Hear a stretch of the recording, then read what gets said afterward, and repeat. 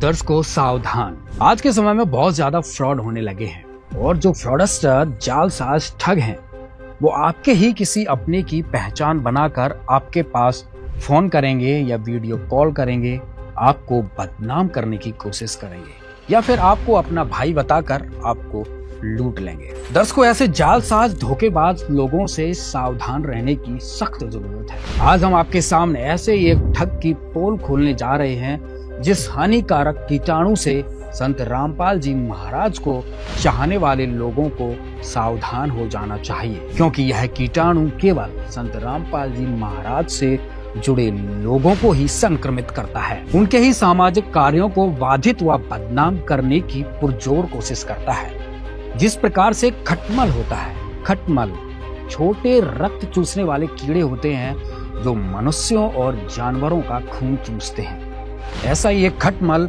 समाज शत्रु है पवन गुरुद्रोही जयपुर वाला। दर्शकों भक्ति मार्ग में एक भक्त के लिए गुरु जी के द्वारा गुरुद्रोही घोषित हो जाना सबसे बड़ा कलंक होता है। ऐसे ही कलंक को माथे का तिलक बनाए घूम रहा एक गुरुद्रोही खटमल पवन जयपुर वाला है। वर्षों पहले अपने घटिया मंसूबों को लेकर संत रामपाल जी महाराज को अपना गुरु बना लेता है और कुछ ही वर्षों में इसके घटिया इरादे स्पष्ट हो जाते हैं। इसका उद्देश्य था संत रामपाल जी महाराज की संगत में पहुंचकर भोले भाले भक्तों को ठग सके। जब इसका पर्दाफाश हुआ तो साल 2015 में संत रामपाल जी महाराज ने इस जालसाज को गुरुद्रोही घोषित करके अपने मिशन से आश्रम से निष्कासित कर दिया। इसके बाद इसने अपना असली घिनौना चेहरा दिखाया। इसने नंगा नाच शुरू कर दिया।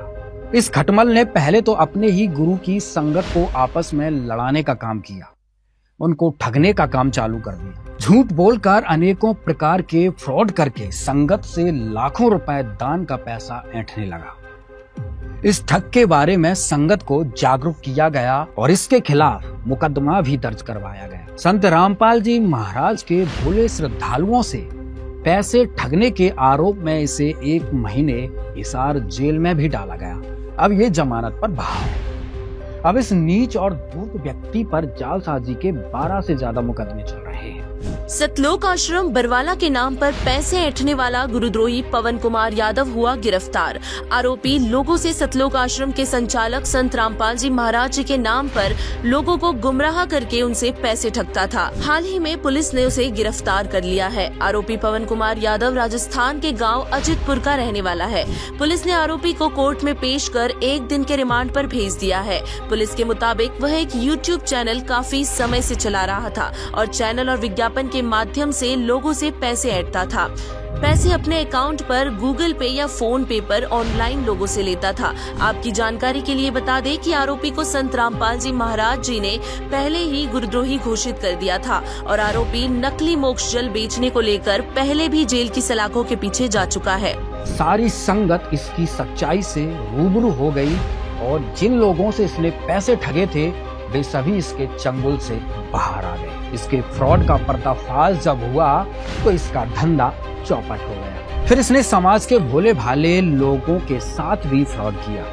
कोरोना काल में इसने फर्जी दवाई बनाई, लोगों से खूब पैसे ऐंठे।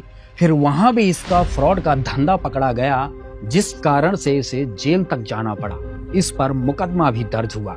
देखिए उससे संबंधित ये खबर। यूपी के मेरठ में पुलिस ने कोरोना को ठीक करने का दावा करने वाले बाबा को गिरफ्तार किया। सोशल मीडिया के जरिए फर्जी दवा का प्रचार कर रहा था। जब इसकी दाल कहीं नहीं गली तो फिर इसने एक फेसबुक पेज बनाया जहां पर ये आजकल भीख मांगकर अपना गुजारा चला रहा है और धंधा चलाने के लिए झूठे वीडियो बनाता रहता है। बगुले की तरह मछली के इंतजार में रहता है कि कोई न कोई व्यक्ति इसकी जहरीली चोंच में फंस जाए और इसके पापी पेट का गुजारा चल सके। अब ये संत रामपाल जी महाराज की प्रत्येक मानव उद्धार के कार्यों की निंदा करता है। अभी हाल ही में संत रामपाल जी महाराज के भक्तों ने सोनीपत के गोहाना में एक जाट भवन निर्माण में एक फ्लोर बनाने के लिए सहयोग दिया। नमस्कार दर्शकों, एक ऐतिहासिक और सराहनीय पहल के तहत संत रामपाल जी महाराज के आदेशानुसार सतलोक आश्रम कमेटी ने निर्माणाधीन जाट भवन के लिए एक पूरा फ्लोर दान करने की घोषणा की। उसको देखकर इस भूखे खटमल के पेट में इतना दर्द उठा कि ये अपनी वीडियो में जाट समाज के खिलाफ जहर उगलने लगा। लेकिन एक बहुत ही गजब की न्यूज, विशेषकर हरियाणा के जाट समाज के लिए, हरियाणा में भी विशेषकर सोनीपत के जाट समाज के लिए, और विशेषकर सोनीपत के गोहाना जाट महासभा के ऊपर भाई संतरामपाल जी का जो बेटा है ना, बड़े वाला, भाई तारीफ करनी पड़ेगी उसके दिमाग की।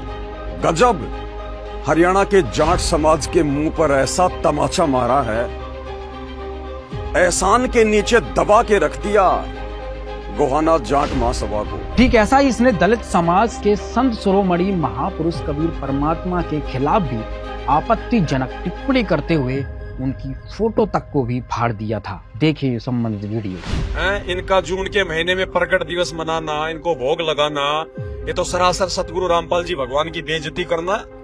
जिंदा कबीर के रहते सहते सतगुरु रामपाल जी भगवान की बेइज्जती नहीं कर सकते भाई।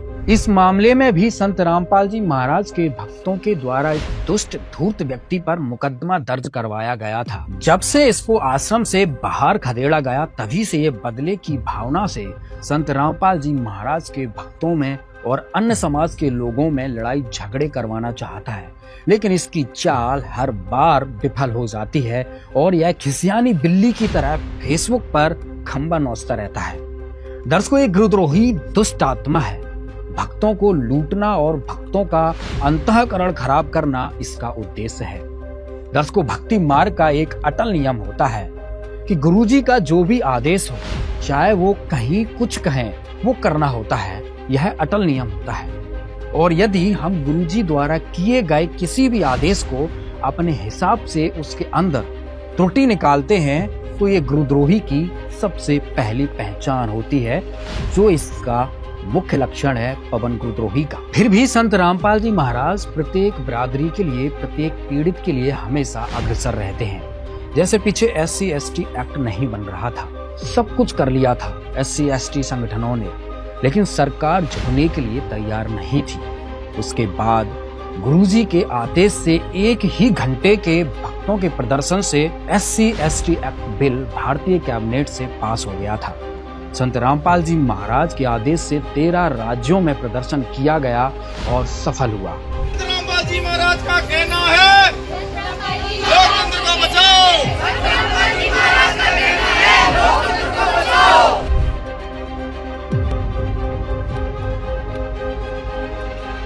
दूसरी बात, गुरुजी ने एक निर्देश दे रखा है, नियमों में भी बता रखा है कि अपने गांव में या कहीं या जहां भी कोई जैसे सामूहिक काम होते हैं, कोई चौपाड़ बनानी है या कोई तालाब खुदवाना है या किसी प्रकार का कोई भी सामूहिक काम, साझला या कौम साझला काम है, उसमें भक्त मदद कर सकते हैं, लेकिन धार्मिक अनुष्ठानों में नहीं करना होता है। तो इसी आधार से ये जो सोनीपत के गोहाना में दान किया गया है, ये जाट कौम के भक्तों ने ही अपने स्तर पर पैसे इकट्ठे करके गुरुजी के आदेश अनुसार दान दिया है। और गुरुजी का आदेश पहले ही था कि आप ऐसा कर सकते हो, लेकिन किसी के धार्मिक अनुष्ठान में या जैसे मंदिर या मस्जिद में नहीं दे सकते, लेकिन धर्मशाला में दे दिया या कोई स्कूल में दे दिया। जैसे उदाहरण के लिए कबीर छात्रावास है हिसार में, जेल धाम के सामने। यहाँ भी उन लोगों की प्रार्थना पर कम से कम 10-15 लाख का काम गुरुजी ने वहाँ पे करवाया था। उनका वहाँ पर बोर्ड भी लगा हुआ है, आइए देखते हैं ये भी। नमस्कार दर्शकों, ऐसे न्यूज में आपका स्वागत है। और आज ऐसे न्यूज की टीम पहुंची है हरियाणा के हिसार में संत कबीर छात्रावास में। और यहाँ पे संत रामपाल जी महाराज के जो समाज कल्याण के योगदान की जो चीज़ें हैं, जो संत रामपाल जी महाराज ने इनकी समिति को जो योगदान दिया है, उनके बारे में यहाँ से जानेंगे। और समिति के प्रधान जो हैं वो यहाँ पे मौजूद हैं, हम उनसे भी बात करेंगे। हम प्रधान जी के पास मौजूद हैं और इनसे जानेंगे कि संत रामपाल जी महाराज ने इस समिति में क्या क्या सहयोग दिया है। संत रामपाल जी महाराज अनेक तरह के सहयोग करते रहते हैं और साथ में वो अन्य भवन निर्माणों में भी, जैसे पीछे जाट भवन निर्माण में भी इन्होंने बहुत सहयोग किया था संत रामपाल जी महाराज ने। और संत कबीर छात्रावास में क्या सहयोग किया है, प्रधान जी से जानेंगे। नमस्कार सर। नमस्कार। क्या नाम है सर आपका? जोगीराम खुंडिया, प्रधान संत कबीर शिक्षा समिति हिसार। सर संत रामपाल जी महाराज जो है सामाजिक कल्याण की बातों में जो है सहयोग करते रहते हैं और बार बार संत रामपाल जी महाराज बुराइयों के प्रति जागरूक करते रहते हैं। तो सर समिति में संत रामपाल जी महाराज का क्या सहयोग है और संत रामपाल जी महाराज ने समिति के किन किन कार्यों में आपका सहयोग किया है? संत रामपाल जी महाराज ने इस संस्था में सबसे पहले, जिस टाइम हमारे यहाँ टॉयलेट ब्लॉक नहीं था, उस टाइम टॉयलेट बनाए थे बहुत साल पहले, और वाटर कूलर, एक बहुत बड़ा वाटर कूलर दिया था। और समय समय पर जो भी हमने मतलब उनसे अर्ज करी है वो हमारी सारी सुनवाई करी है, काम मतलब यहाँ संस्था में काफ़ी सहयोग दिया है।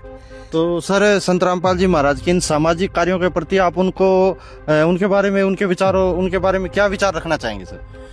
मैं तो संत रामपाल जी महाराज को, जो कबीर साहब को उन्होंने इस आज के परिवेश में, जो कबीर साहब को जो अवतरित हुए हैं कबीर साहब के रूप में, उन्हें बहुत ही मतलब जो है ना इन अपने नेक विचारों से कबीर साहब के जो शिक्षाएं थी, कबीर साहब के बारे में जितनी उनकी ज्ञान था उसको आगे बढ़ाने के लिए समाज में बहुत अच्छा कार्य किया है।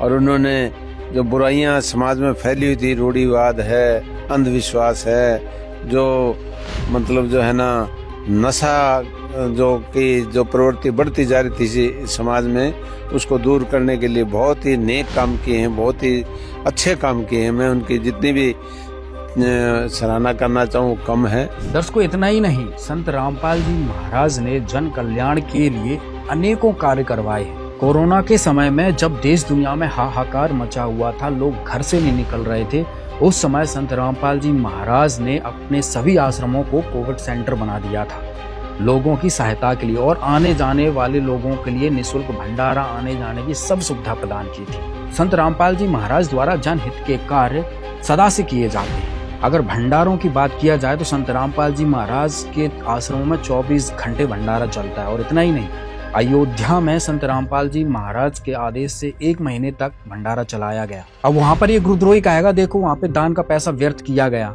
लेकिन कबीर परमात्मा की वाणी संत रामपाल जी महाराज ने इस सत्संग में बताया है कि परमात्मा 100 छल छिद्र करता है अपने भक्त को, अपने बच्चे को शरण में लेने के लिए। अब जो अयोध्या में भंडारा हुआ था उसका इतना पॉजिटिव रिजल्ट हुआ, हजारों लोग इस चीज से प्रभावित हुए। देखिए उससे संबंधित वीडियो। संत रामपाल जी की महिमा अद्भुत है।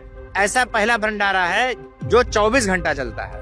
मैंने उनको 1 नंबर दे रखा है। नमस्कार दोस्तों, अयोध्या धाम में हमारी टीम लगातार मौजूद है और अब हम यहाँ पर जानेंगे कि यहाँ पर जो राम सेवक हैं, चाहे वो कोई पदाधिकारी हैं या किसी भी पद से ताल्लुक रखते हैं या विधायक रहे हैं, सभी लोग यहाँ पर एक सेवा भाव में यहाँ पर सेवा कर रहे हैं। आइए, हमारे साथ कुछ श्रद्धालु जुड़ चुके हैं, कुछ सेवक जुड़ चुके हैं, इनसे जानते हैं कि जो भी राम मंदिर में दर्शनार्थ श्रद्धालु आ रहे हैं उनको लेकर क्या कुछ व्यवस्थाएं चल रही हैं और कैसा माहौल बना हुआ है अयोध्या धाम का।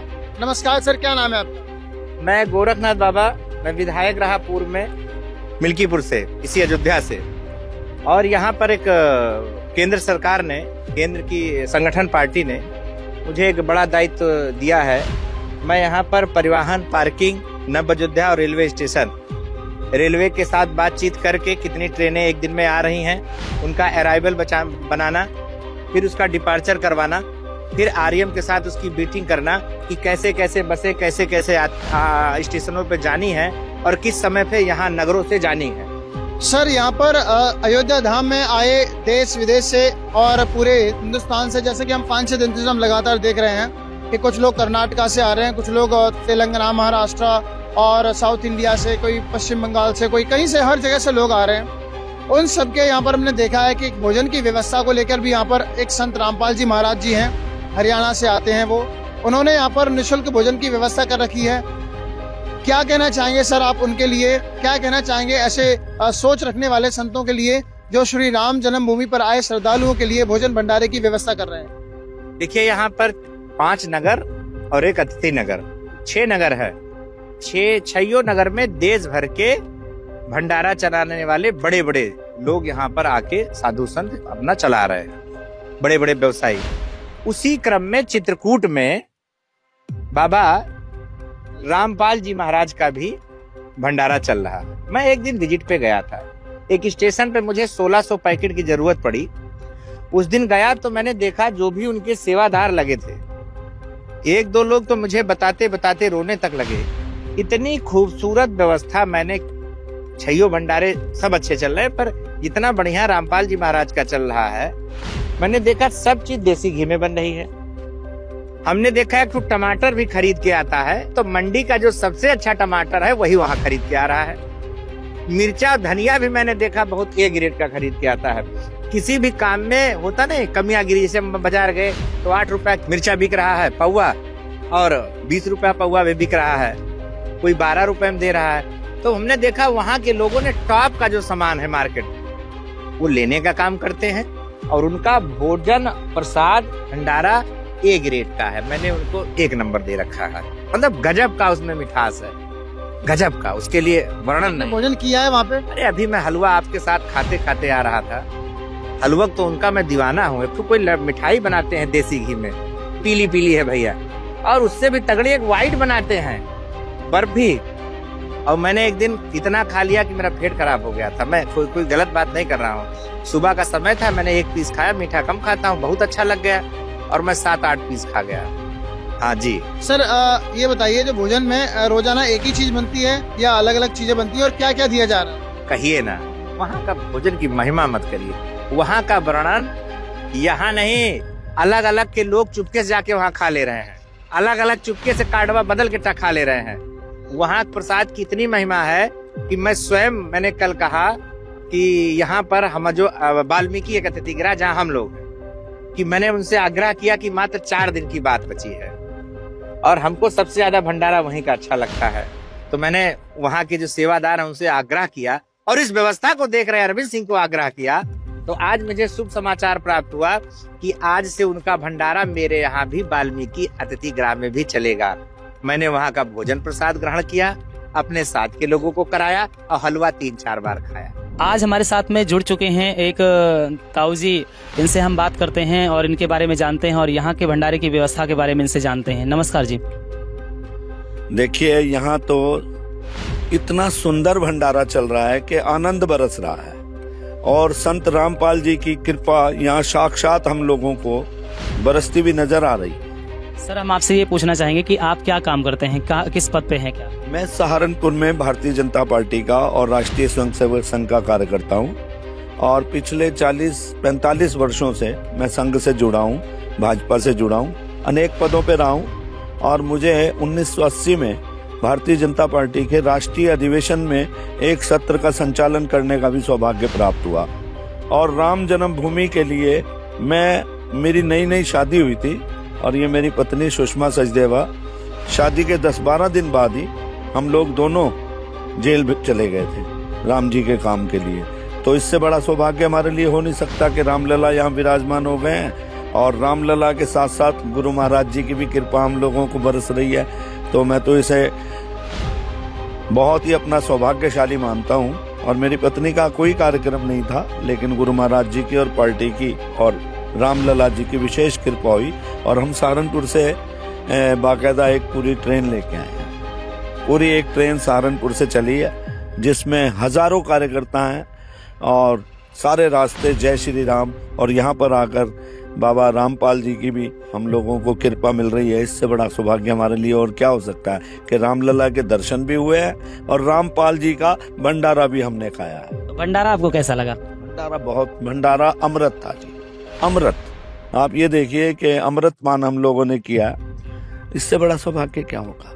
यहाँ पर हमने क्या नाम है, रामलला के दर्शन के साथ साथ हम कौन सा मंदिर था वो जिसमें हम गए थे, जिसमें है हनुमानगढ़ी, वहां पर इतनी भयंकर भीड़ थी। उस भयंकर को उनकी तो कृपा पूरे देश के अंदर ही नहीं पूरी दुनिया के अंदर बरस रही है। मैंने उनका साहित्य पढ़ता हूँ, मैं जब देखता हूँ कि नौजवान जब उनका साहित्य बांटते हैं या हमारे यहाँ भी आते हैं सहारनपुर में भी, तो मैं उनकी बुक्स वगैरह पढ़ता रहता हूँ। बहुत ही विचित्र दर्शन है उनका, बड़ा विस्तारित दर्शन है। ऐसा दर्शन रामपाल जी को ये समझ लो कि ऐसे लोग विरले ही पैदा होते हैं दुनिया के अंदर, विरले ही रामपाल जी जैसे पैदा होते हैं जो समाज को नई दिशा देते हैं। उन्होंने कबीर पंथ के बारे में बहुत कुछ लिखा है, मैंने सब पढ़ा है मुझे पढ़ने का सौभाग्य मिलता है। और यहाँ आकर जब मैंने उनका ये इस भंडारे को देखा और इस पंडाल को देखा तो मैं चकाचौंध देख रहा हूँ कि उनके कार्यकर्ता, उनके अनुयायी किस तरह से पंक्तिबद्ध होकर बड़े अनुशासन में, बड़ी सफाई और बड़ा सुंदर भंडारे का आयोजन, चाय इतनी अच्छी बनी हुई है। देखिए आप रेस्टोरेंट में भी चाय पियेंगे 20 रुपए से 30 रुपए 50 रुपए से कम नहीं मिलेगी, यहाँ पर निरंतर चल रहा है। तो ये उनकी बहुत बड़ी विशेष कृपा है ना, तभी तो चल रहा है। बहुत बहुत धन्यवाद। और मैं उनके श्री चरणों में बहुत बहुत नमन करता हूँ। रामपाल जी जैसे संत पूरी दुनिया के अंदर होने चाहिए, तभी इस देश का कल्याण होगा। मैम आपको भंडारा कैसा लगा? बहुत बढ़िया, सफाई भी बहुत है। कहते हैं नीचे ना बैठो, ऊपर बैठो टेबल पे, और अगर एक दाना भी गिरता है ना तो तुरंत उठाने के लिए आते हैं हम लोग। बहुत अच्छा, बहुत अच्छा लगा। आइए इनसे जानते हैं कि इन्हें इस भंडारे में कैसा लगा। नमस्कार सर जी, क्या नाम है आपका? जय श्री राम। मैं प्रदीप कुमार सिंह, रिटायर्ड सुबेदार मेजर। मेरा जो राम सेवक के रूप में मुझे जो कार्य मिला है, यात्रियों का स्वागत करना, इस मुख्य कार्य मेरा ये है। लेकिन मैं तीनों टाइम का जो है टेंट सिटी में आकर के, जैसे अभी मैं चित्रकूट में बैठा हूँ, चित्रकूट में आकर के मैंने भोजन लिया, प्रसाद लिया। और यहाँ का जो व्यवस्था, यहाँ की जो व्यवस्था है इतनी अच्छी, इतनी सुदृढ़, इतना स्वादिष्ट भोजन, पूरा माहौल राममय है। जो यात्री आ रहे हैं वो सराह करके ही जा रहे हैं, बहुत सराहना कर रहे हैं कि बहुत अच्छा भोजन, बहुत अच्छी व्यवस्था। जो सेवक हैं वो बहुत ही आदर से, सम्मान से सबकी सेवा में लगे हैं। ईश्वर जो हमारे जैसे गुरु रामपाल जी हैं, जैसे उनका उद्देश्य है नशा मुक्त भारत। आपके जितने सेवक हैं, संस्था के जितने सेवक हैं, कोई भी नशा नहीं करते। दहेज प्रथा मुक्त उनका उद्देश्य है। तो कोई भी दहेज जो लेना देना जो है वो आपके संस्था में जो सम्मिलित सेवक हैं वो इससे दूर है। मैं प्रार्थना करता हूँ ईश्वर से कि आपकी संस्था और आगे जाए और ऐसा ही सेवा भाव बना रहे। हम 1 महीने तकरीबन हो गए लगे हुए हम लोगों को, और ऐसी व्यवस्था हम प्रथम बार देख रहे हैं। व्यवस्थाएं बहुत अच्छी हैं, लेकिन ये बहुत ही अच्छी व्यवस्था है जिसकी सराहना होनी चाहिए।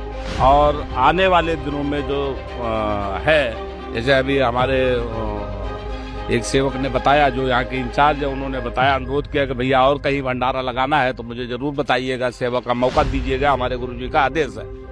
तो ऐसी भावना के साथ जब अयोध्या धाम में आकर, राम की नगरी में आकर के सब जुड़ते हैं, तो हम अयोध्या वासियों का बहुत बड़ा सौभाग्य होता है। जय जय श्री राम। राम राम जी, राम राम राम राम राम राम। सर एक और सर हमारे साथ जुड़ चुके हैं, आइए इनसे जानते हैं कि भी what exactly he is feeling here, और इन्हें कैसा लगा ये भंडारा, भंडारे का जो स्वाद था वो कैसा था, भोजन का स्वाद था कैसा। नमस्कार सर जी। राम राम जी, क्या नाम है आपका? राम जी, हरभजन गौड़ हमारा नाम है, अयोध्या धाम से हैं और यहाँ की सुरक्षा व्यवस्था में लगाए गए हैं। तो सर सुरक्षा व्यवस्था में है। सर बताइए आपको भोजन कैसा लगा, और जो संत रामपाल जी महाराज जी के श्रद्धालु हैं उनके स्वभाव के बारे में आप क्या कहना चाहेंगे? यहाँ का भोजन जो है भंडारे का इतना स्वादिष्ट, इतना अच्छा, इतना भाव, भोजन से इतना भाव से खिलाते हैं सभी जो सेवक हैं, सभी लोग जो भंडारे में जो भी आयोजक हैं, सभी इतने भाव से भोजन करा, इतने प्रसाद खिलाते हैं इतने प्यार से कि कुछ उसकी सराहना जितनी की जाए उतनी कम है। और जो संत रामपाल जी महाराज जी हैं, जो उन्होंने बीड़ा उठाया है कि नशा मुक्त भारत, नशा मुक्त जो भारत, जो भी यहाँ जो भी उनके सेवक हैं, कोई बीड़ी तंबाकू या कोई दहेज रोकने के लिए जो भी बीड़ा उठाया गया है, इसके लिए भी उनका जो भी बीड़ा उन्होंने उठाया है महाराज जी ने, वो हम प्रभु श्री रामचंद्र जी से कामना करते हैं कि आने वाले समय में पूरा भारत नशा मुक्त हो और भंडारा और सुंदर और अच्छा और भव्य चले। और सभी जो यहाँ भंडारे में लगे सभी सेवक हैं, राम सेवक हैं, मैं प्रभु श्री रामचंद्र जी से कामना करता हूँ सबके ऊपर अपना आशीर्वाद बनाए रखें। जय श्री राम। राम राम जी, राम राम। दोस्तों पूरी अयोध्या राममय है। जब से राम जन्मभूमि पर अयोध्या में श्री रामचंद्र जी के मंदिर का नव निर्माण हुआ है, and everybody is surprised and everybody is feeling fantastic and that's why यहाँ पर जो भी सेवक हैं वो अपने 100+ दे रहे हैं अदर अपनी सेवाओं में। इसी को लेके यहाँ पर संत रामपाल जी महाराज जी भी सहयोग प्रदान कर रहे हैं। जो भी जो श्रद्धालु जन आ रहे हैं उन सबको भंडारा करवा रहे हैं। जैसे कबीर साहब ने काशी में भंडारा करवाया था जहाँ पर 9 लाख लोग आए थे, उन सभी को भंडारा करवाया था।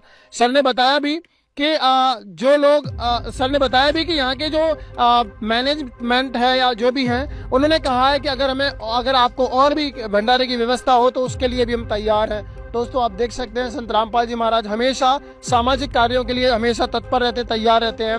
एक और श्रीमान हमारे साथ जुड़ चुके हैं, आइए जानते हैं इनसे कि इन्हें ये भंडारे की व्यवस्था कैसे लगी और भंडारे में जो जो व्यंजन प्रदान किए जा रहे हैं श्रद्धालुओं को वो कैसा लगा और इनके प्रति जो स्वभाव कैसा रहा संत रामपाल जी महाराज जी के अनुयायियों का। नमस्कार सर जी, राम राम जी, कैसे हैं आप? जय श्री राम, एकदम ठीक है हम। कैसा लगा आपको भोजन से? भोजन बहुत अच्छा लगा। मैं अरविंद सिंह हूँ और यहाँ नव अयोध्या में जो 6 भंडारे चल रहे हैं इसका दायित्व हमारे ऊपर है और भंडारे का हमने प्रसाद ग्रहण किया। हमको जो सबसे अच्छा इसमें लगा कि प्रसाद तो बहुत स्वादिष्ट है ही, उसमें कोई कहीं से शंका नहीं है, लेकिन जो उसमें खिलाने वाले का भाव है उसको वो प्रसाद को दुगना स्वादिष्ट बना दे रहा है। बड़े प्रेम भाव से भोजन कर रहे हैं, आपको बहुत अच्छा लग रहा है। कहते हैं कि रोटी राम, सब्जी राम, दाल राम, हलवा राम, तो हर चीज में राम। वो जो उनका बोलने का अंदाज है प्रेम भाव का कि आदमी अगर भक्त 1 रोटी 1 पूड़ी खाना चाहता है तो वो 2 और 3 खा जाता है उस भाव में। ये हमको सबसे सुंदर लगा, सबसे अच्छा लगा कि कितनी भी भीड़ आ जाए किसी के ऊपर कोई दिक्कत नहीं, किसी के चेहरे पर कोई शिकन नहीं। मैं जब भी आता हूँ मुझसे बोलते रहते हैं कि जितने भी लोग हों आप भेजो, कोई चिंता की विषय नहीं है। 24 घंटे हम खिलाएंगे, 24 घंटे हम चाय पिलाएंगे। ये भाव देखकर मैंने इतना बड़ा भाव अपने जीवन में पहली बार देखा है। सर जैसा कि आप भी राम जी की सेवा में लगे हुए हैं और जब संत रामपाल जी महाराज जी के अनुयायियों की तरफ से आपको ये आश्वासन दिया जाता है कि आइए आपका स्वागत है, आपको तहे दिल से स्वागत है, आप कितने भी श्रद्धालु आप यहाँ पर भेज सकते हैं, तो आपको कैसा लगता है ये सपोर्टिव माहौल जब आप प्राप्त करते हैं? तो हमको ऐसा लगता है कि स्वयं प्रभु राम की कृपा हमारे ऊपर हो रही है कि जो ऐसे लोग हमको मिले हैं और इतने आश्वासन से हमको कहते हैं कि कितने भी लोग आ जाएं भेज दीजिए। हमारी वो सारी चिंताएं दूर हो गई कि अगर संख्या ज्यादा आएगी तो मैं क्या करूंगा। अब मैं एकदम निश्चिंत हो गया हूँ कि कितनी भी संख्या आए, हमारे पास ऐसे संत जी के, रामपाल जी के शिष्य गण यहाँ पे हैं कि हमने अब सारी चिंता संत रामपाल जी पर छोड़ दिया। दर्शकों इसी के साथ एक महत्वपूर्ण घटना और आपको बताते हैं। एक भक्त था, आज भी वर्तमान में है और वो बहुत ज्यादा बेहद गरीब था। उसके पास रहने के लिए भी जगह नहीं थी। संत रामपाल जी महाराज से प्रार्थना की उसने, संत रामपाल जी महाराज ने उसका घर बनवा दिया। नमस्कार दर्शकों, आज आप फिर से जुड़े हुए एसएन न्यूज चैनल की टीम के साथ में। हमारी टीम पहुंची है रोहतक के एक छोटे से गांव घरोठी में। क्या नाम है सर आपका? राम अवतार नाम है जी, बोलो जी। सर हम आपसे ये जानना चाहते कि क्या संत रामपाल जी महाराज ने आपके ये जो मकान जो दिख रहा है इसका निर्माण करवाया था? भाई भगत जी मेरा मकान ये गिर गया था भगत जी, इसलिए कैसे गिरा था जी? बरसात में गिरा था भगत जी। जो बरसात आई ना, बरसात में कोई। कब गिरा था जी? इसे भिन्न थे, यो भिन्न लाए रहे थे, पिछले भिन्न की बात है भगत जी। क्या कारण रहा था उसमें भगत जी? ये कारण था बरसात आ रही थी तगड़ी और सारा मकान ये टपके आ गया, सारी छात टपकन लगी भगत जी। गड़गी फट्टी गड़ के तड़ा पड़ गई और भगत जी कड़ी टूट गई थी। उनका कड़िया का मना फिर ये खड़क लगवाई, मांग का कड़ी लिया किसे पे, किसी ने 1 दी, किसी ने 2 दी। तो जी बहुत डामी आडमी मैं मेरी सारे गुजरे का। जब आपका मकान गिर गया था बरसात के मौसम में, आप बता रहे, फिर किन परिस्थितियों का आपको सामना करना पड़ा? मन यो सामना करना पड़ा भगत जी। फिर अपना जो नीम था बेचारा इसका तला काट गा ले रहे, माँ बेटा ये बड़ा डाल का तरपाल इसके ऊपर अपना। आपके परिवार में कितने सदस्य हो आप? सदस्य तो भगत जी हम 2 भाई हैं, वो बिना नाम का है। हम साहब माँ बेटा नाम दिशा ले परमात्मा से जुड़ बंदी छोड़ते माँ बेटा हम। जब आपका घर मकान टूट गया था आप कहाँ रहते थे फिर? हम ये नीम के नीचे रह रहे थे भगत जी, आई अपने घर में प्लाट में। तो दर्शकों आपने जाना कि ये जब मकान टूट गया था तो ये जो नीम का पेड़ आपको दिख रहा है, मैं कैमरामैन से चाहूंगा एक बार बताएंगे, जो ये नीम का पेड़ आपको दिख रहा है इसके नीचे रहा करते थे। तो आइए आगे की जानकारी फिर इनसे लेते हैं हम। तो जब आपके साथ ये परिस्थितियां गुजर रही थी तो फिर आपने अपने परिवार के लोगों किसी से मदद मांगी? हाँ मांगी थी भगत जी, मैंने सरपंच मेमरा तो करी, सरपंच में मेमरा ने किसी ने ख्यास नहीं करी, ना मेरा मकान बनवाया ना नाइटी के। सब ने बोला भाई हमारा बस का थारा मकान नहीं बनवाना, अपना थारा गुरु बनवाओगा। आपके गुरु किसके लिए बोल रहे हो आप? संत रामपाल जी महाराज के लिए। आपने संत रामपाल जी महाराज से, आप जैसे बता रहे आपके गुरु जी हैं, उनसे गुहार लगाई, मदद की? महाराज जी मैंने प्रार्थना लगाई, गुरु जी एक बे बहन है, एक बेबे आगे कई बेबे ने फिर मेरे से बताई हमारे से, फिर हमने फिर गुरु जी के भाई हैं भगत उड़े भगता की मैंने प्रार्थना लगाई, पर्चा पे लिखी, लिख कर पर्चा पर मैंने पर्चा दिया हमसे गुरु जी से। बोला फिर गुरु जी ने? भगता ने प्रार्थना लगे, भगता ने कह दिया भाई गुरु जी से प्रार्थना लगा। फिर गुरु जी ने ये आदेश आया भाई राम अवतार का मकान माई का भाई 15 दिन में तैयार करो, भाई माँ बेटा बारिश हो गए बेचारे। तो फिर आपका मकान कब शुरू हुआ बनना? तो पिछले महीना में हुआ था भगत जी, तीसरा महीना हो जब हुआ था भगत जी, मान ली की दादा बनाकर तैयार कर दिया जी। दर्शकों ये तो एक उदाहरण मात्र है जो आपको दिखाया है। इस तरह संत रामपाल जी महाराज जी ने सैकड़ों की संख्या में गरीब परिवारों के घर बनवाए। यह परोपकारी कार्य आज भी निरंतर जारी है। दर्शकों संत रामपाल जी महाराज के परोपकारी कार्यों की लिस्ट बहुत लंबी है, जिसमें से आपको कुछ और जानकारी देते हैं। संत रामपाल जी महाराज अभी अपने बच्चों के यानी अपने फॉलोवर्स के आंखों के ऑपरेशन करवा रहे हैं। जिनकी आंखों की रोशनी कम है या अन्य कोई प्रॉब्लम है, उसका खर्चा 1 लाख रुपए आता है, जिसका वहन संत रामपाल जी महाराज द्वारा किया जा रहा है। लगभग 200 से ज्यादा अपने फॉलोवर्स तथा गरीब भाई बहनों के आंखों के ऑपरेशन गुरुजी के आदेश से हो चुके हैं। अब सबको 1 नंबर का दिखाई देने लगा है। जिनके आंखों के 1 नंबर किसी का 2 था, किसी का 5 था, किसी का 10 नंबर था, अब सबकी नजर 6/6 हो चुकी है, अर्थात आंखों की नजर पूर्ण रूप से सही हो चुकी है। दर्शकों इनमें सैकड़ों भाई बहन तो गरीब परिवारों से थे, जो इतने गरीब थे कि इतने कॉस्टली ऑपरेशन के बारे में कभी सोच भी नहीं सकते थे। और चलो एक बार गरीब माता पिता भी अपने बेटों की चिंता कर भी लें, लेकिन बेटियों की आंखों के ऑपरेशन की कैसे सोचें, क्योंकि उनकी पढ़ाई लिखाई का खर्च फिर शादी का खर्च अलग से दिखाई देता है। वो बेटियां उसी दुख में सारी उम्र पिसती रहती हैं। अब संत रामपाल जी ने अपने भक्तों के, चाहे वह बेटा हो या बेटी हो, दोनों के आजीवन सुख के लिए ऐसे परोपकार करवा रखे हैं। इनकी आत्मा इतनी दुआ दे रही है, अपने गुरु भगवान के लाख लाख शुक्रगुजार हैं। नमस्कार दोस्तों, स्वागत है आपका ऐसे न्यूज की इस खास वीडियो में। दोस्तों इस वीडियो में हम चर्चा करने वाले हैं संत रामपाल जी महाराज जी की उस कार्य के बारे में जिसको सोसाइटी में लोग अप्रिशिएट कर रहे हैं, उसके बारे में चर्चा हो रही है। सुनने में आया संत रामपाल जी महाराज जी अपने फॉलोअर्स का, अपने शिष्यों का फ्री आई ट्रीटमेंट करवा रहे हैं। जिनको चश्मे हैं, जो जिनका विजन दिक्कत है, विजन प्रॉब्लम है, उसके बारे उनकी ट्रीटमेंट हो रही है। अब जिनका ट्रीटमेंट हो रखा है वो यहाँ पे हमारे साथ दर्शक मौजूद हैं, जो कि आप देख सकते हो इस फ्रेम में, और इनसे हम चर्चा करेंगे कि एक्चुअली इसके पीछे क्या रीजन था। संत रामपाल जी महाराज जी ने ये जो एक इनिशिएटिव शुरू किया है, क्यों शुरू किया है, जो उन्होंने पर्सनली एक्सपीरियंस किया, उनसे हम बात करेंगे। नमस्कार जी, क्या नाम है आपका? मेरा नाम भारती है। कहाँ से हो? मैं पाली राजस्थान से हूँ। तो आप ये बताइए दर्शकों को हमारे, जो आपको देख रहे हैं, कि जो संत रामपाल जी महाराज जी ने जो ये इतना बड़ा कार्य करवाया है, फ्री ट्रीटमेंट करवाया आपके आंखों का, तो उसके पीछे की क्या स्टोरी रही थी? हाँ, इसके पीछे की स्टोरी ये है कि जब हमारे चश्मा लगा हुआ था तो हमको बहुत दिक्कत आती है। चश्मे के साथ लगभग सबको दिक्कत ही आती है, कोई भी चश्मा लगाना नहीं चाहता है। आपने चश्मा कितने साल पहले आपके चश्मा लग गए थे? लगभग 10 साल पहले मेरे को चश्मा लग गया था स्कूल टाइम से, और मेरी आंखों के नंबर जो है वो 3 नंबर है दोनों आंखों में, और गुरुजी की दया से दोनों आंखों का ट्रीटमेंट हुआ है। काफी लंबा अरसा बीत गया आपको चश्मे पहनते हुए, 10 साल आपको हो गए। तो 10 साल में आपको काफी चीजें दिक्कतें आई होंगी चश्मे को लेके। क्या आपने कभी ऐसा सोचा था कि चश्मे मेरे उतर सकते हैं, या फिर कभी आपने खुद से ट्राई करवाया हो कि हाँ चलो मैं ऑपरेशन करवा लेती हूँ आंखों का? ऐसा कभी आपको कुछ फील हुआ? नहीं, हमने सोचा ही नहीं था कि बिना चश्मे भी हम ये दुनिया देख सकते हैं। हमको तो लगा था कि लाइफ टाइम तक हमें चश्मा लगा के ही रखना होगा, लेकिन भगवान ने एक तरह से हमारा जो सपना था वो सच कर दिया। गुरुजी संत रामपाल जी महाराज ने हमारा सपना जो सच कर दिया, जो आई ट्रीटमेंट हमारा करवा के। जो आपका सर्जरी ऑपरेशन हुआ है उसका क्या नाम था, किस तरह से हुआ उसका पूरा? मेरी जो आई सर्जरी हुई है उसका नाम एपी कॉन्टोरा है, जो जिसका खर्चा लगभग 95,000 से 1 लाख तक का खर्चा है। ये पूरा खर्चा संत रामपाल जी महाराज जी ने प्रोवाइड करवाया? हाँ जी बिल्कुल, उनके आश्रमों की तरफ से ही हम सबका ऑपरेशन हुआ है। क्या नाम है जी आपका? मेरा नाम पूजा है। कहाँ से हो? मैं पाली से हूँ। आप बताओ कि आप चश्मा कितने टाइम से पहन रहे थे और फिर आपको कैसा एक्सपीरियंस हुआ चश्मा हटने के बाद? मैं पिछले 10 सालों से चश्मा पहन रही हूँ और चश्मे के साथ तो बहुत दिक्कतें रहती है। जिनको भी चश्मा लगता है उनको पता है कि उनको कितनी दिक्कतों का सामना करना पड़ता है।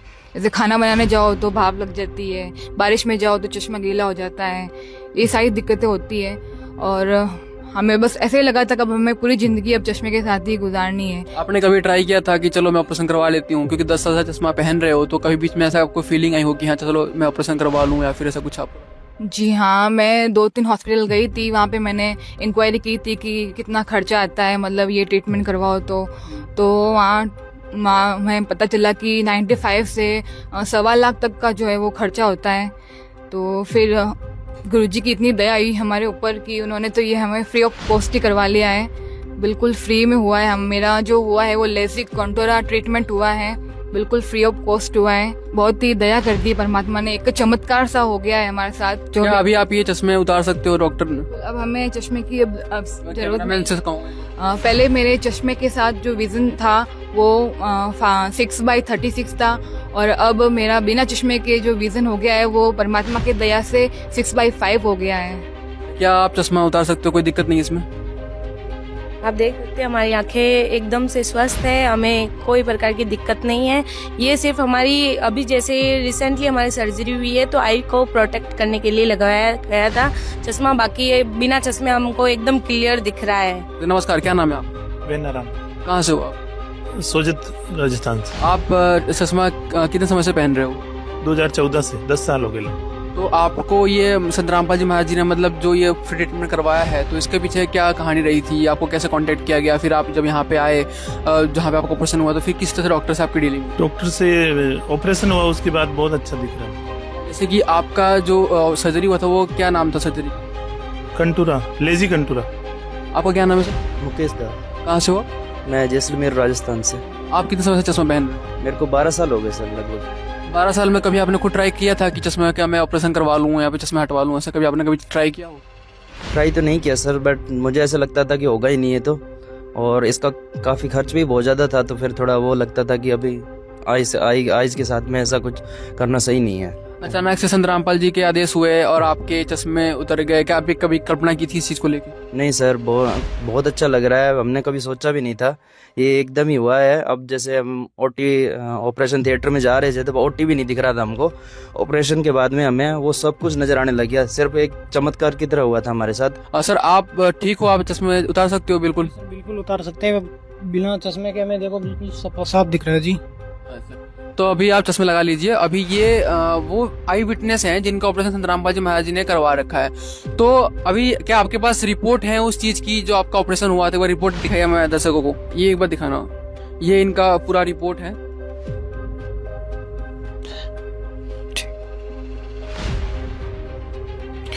एक बार रिपोर्ट दिखाएंगे आप इधर, यहाँ पे कैमरामैन से कहूँगा मैं जूम करें। ये पूरा इनका आंखों का ट्रीटमेंट का पूरा जो भी इनका नंबर है, जो डॉक्टर की प्रिकॉशंस वगैरह जो भी नंबर की यहाँ पे लिस्टिंग यहाँ पे की गई है, और ये पूरा जो सर्जरी इनका हुआ है वो इस तरह से। यहाँ पे ये लेजिक सर्जरी यहाँ पे लिखा हुआ है, लेजिक कंटूरा MK सर्जरी का नाम यहाँ पे लिखा हुआ है, और यहाँ पे डॉक्टर का नाम भी लिखा हुआ है। दर्शकों, जैसे कि जैसे जैसे हम एडवांस हो रहे हैं, हमारी तकनीक बढ़ रही है, हमारा जो काम करने की शैली हो रही है वो बढ़ रही है, हमारी जो दिनचर्या भी बढ़ रहा है, और इसके चेंजेस होते होते हम देख रहे हैं कि चश्मे कितने लोगों को लग रहे हैं। अभी छोटे 4-5 साल का बच्चा भी चश्मा पहनता है और बूढ़े चश्मा पहनते ही थे, लेकिन जिस तरीके से ये चश्मों का भी ट्रेंड से चल गया था वो मतलब बहुत ही, एक तो था कि कुछ लोग ट्रेंड में पहन रहे हैं, और कुछ ये था कि जो ऐसे लोग थे जो ना चाहते हुए भी चश्मों को पहन रहे थे, उनके लिए संत रामपाल जी महाराज जी ने बहुत ही जिंदगी आसान कर दी, इनके सारे चश्मे उतार दिए हैं अभी जितने भी हैं। अच्छा, ये डॉक्टर ने आपको बताया होगा कि ये जो आपने ब्लैक चश्मे लगा रखे हैं, कब तक आप इसको उतार सकते हो परमानेंटली? ये 1 मंथ के बाद उतार देंगे। परमानेंट उतर जाएगा। कभी परमानेंट? हाँ जी, 1 महीने बाद डॉक्टर ने बोला। जी सर, 1 मंथ। तो 1 महीने के बाद जिन्होंने ब्लैक चश्मा पहन रखे प्रोटेक्शन के लिए सनलाइट से, इनका परमानेंट उतर जाएगा, जिसके बाद से इनकी आंखें जो थी वो जैसे जनरल होती हैं, नॉर्मल आंखें, वैसी इनकी आंखें हो जाएंगी। धन्यवाद। नमस्कार जी, क्या नाम है आपका? जी, मेरा नाम प्रीत कमल दासी है। आप कहाँ से आए हैं? मैं डिस्ट्रिक्ट जालंधर और पंजाब से आई हूँ। जी, ये जो आपने ये आंखों का आई ट्रीटमेंट करवाया है, इसमें आपके पहले आंखों का नंबर क्या था और अब आपकी आंखों की स्थिति क्या है? क्या नंबर है अब आपका? पहले मेरा जो नंबर था राइट आई का 1 था और लेफ्ट आई का 1.75 था, लेकिन अब जब से संत रामपाल जी महाराज जी ने 1 हफ्ते पहले मेरा ऑपरेशन हुआ है, लेज़र हुआ है, तो गुरुजी ने फ्री ऑफ कॉस्ट करवाया है। अब जो है नॉर्मल से भी ज़्यादा दिख रहा है। जी, क्या संत रामपाल जी महाराज जी ने ये आपका फ्री ऑफ कॉस्ट, बिल्कुल निःशुल्क, क्या आपसे कोई पैसे नहीं लिए गए हैं? जी बिल्कुल फ्री ऑफ कॉस्ट है। आप देखिए जैसे जो गवर्नमेंट हॉस्पिटल्स होते हैं उन पे लंबी लंबी लाइंस लगती हैं, फिर भी नंबर नहीं लगता, फिर भी थोड़ा बहुत पैसे ले लेते हैं वहाँ के जो एम्प्लॉयज़ होते हैं। और अगर प्राइवेट हॉस्पिटल्स की बात की जाए तो वहाँ पे बहुत ज़्यादा पैसे लेते हैं। और हमारी जो फाइनेंशियली कंडीशन थी वो भी इतनी स्टेबल नहीं थी कि हम जो है ना लेज़र करवा सके, क्योंकि ये बहुत कॉस्टली होता है। लेकिन संत रामपाल जी महाराज जी ने एक भी पैसा नहीं लिया और फ्री ऑफ कॉस्ट करवाया सब कुछ।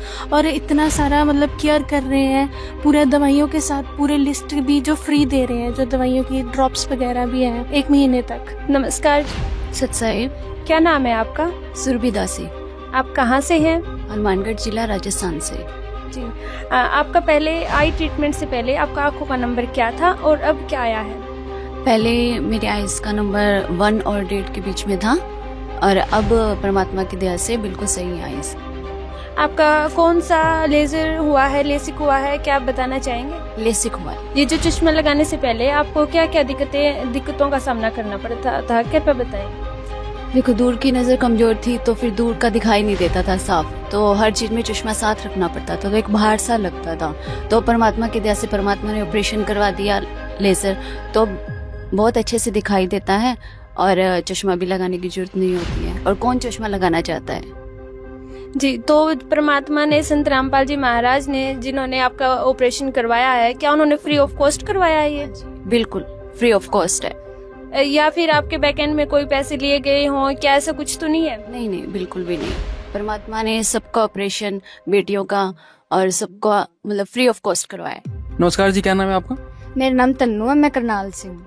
आपकी आई साइट क्या, मतलब कितने नंबर थे आपके चश्मे का? मेरा 2 नंबर का चश्मा था और 4 साल से मेरा चश्मा लगा हुआ था। डॉक्टरों ने बोल दिया था कि ये नहीं हटेगा, आपको लगाना ही पड़ेगा। पर गुरुजी संत रामपाल जी महाराज जी की दया से आज मेरा चश्मा उतर गया है, उन्हीं की दया है। और नहीं तो लड़कियों के ऊपर कौन इतना ध्यान देता है, लड़कियों को भी हाँ चश्मा लगा हुआ है, लगाते रहो, वो आगे जाके भी कोई ध्यान नहीं देता इतना। पर हमारे गुरुजी परमपिता परमात्मा सदगुरु रामपाल जी महाराज जी की दया से आज हमारा चश्मा उतर गया है, उन्हीं की दया से हुआ है। अब ये बताइए कि आप कितने साल से चश्मा पहन रहे थे और चश्मों का नंबर कितना था?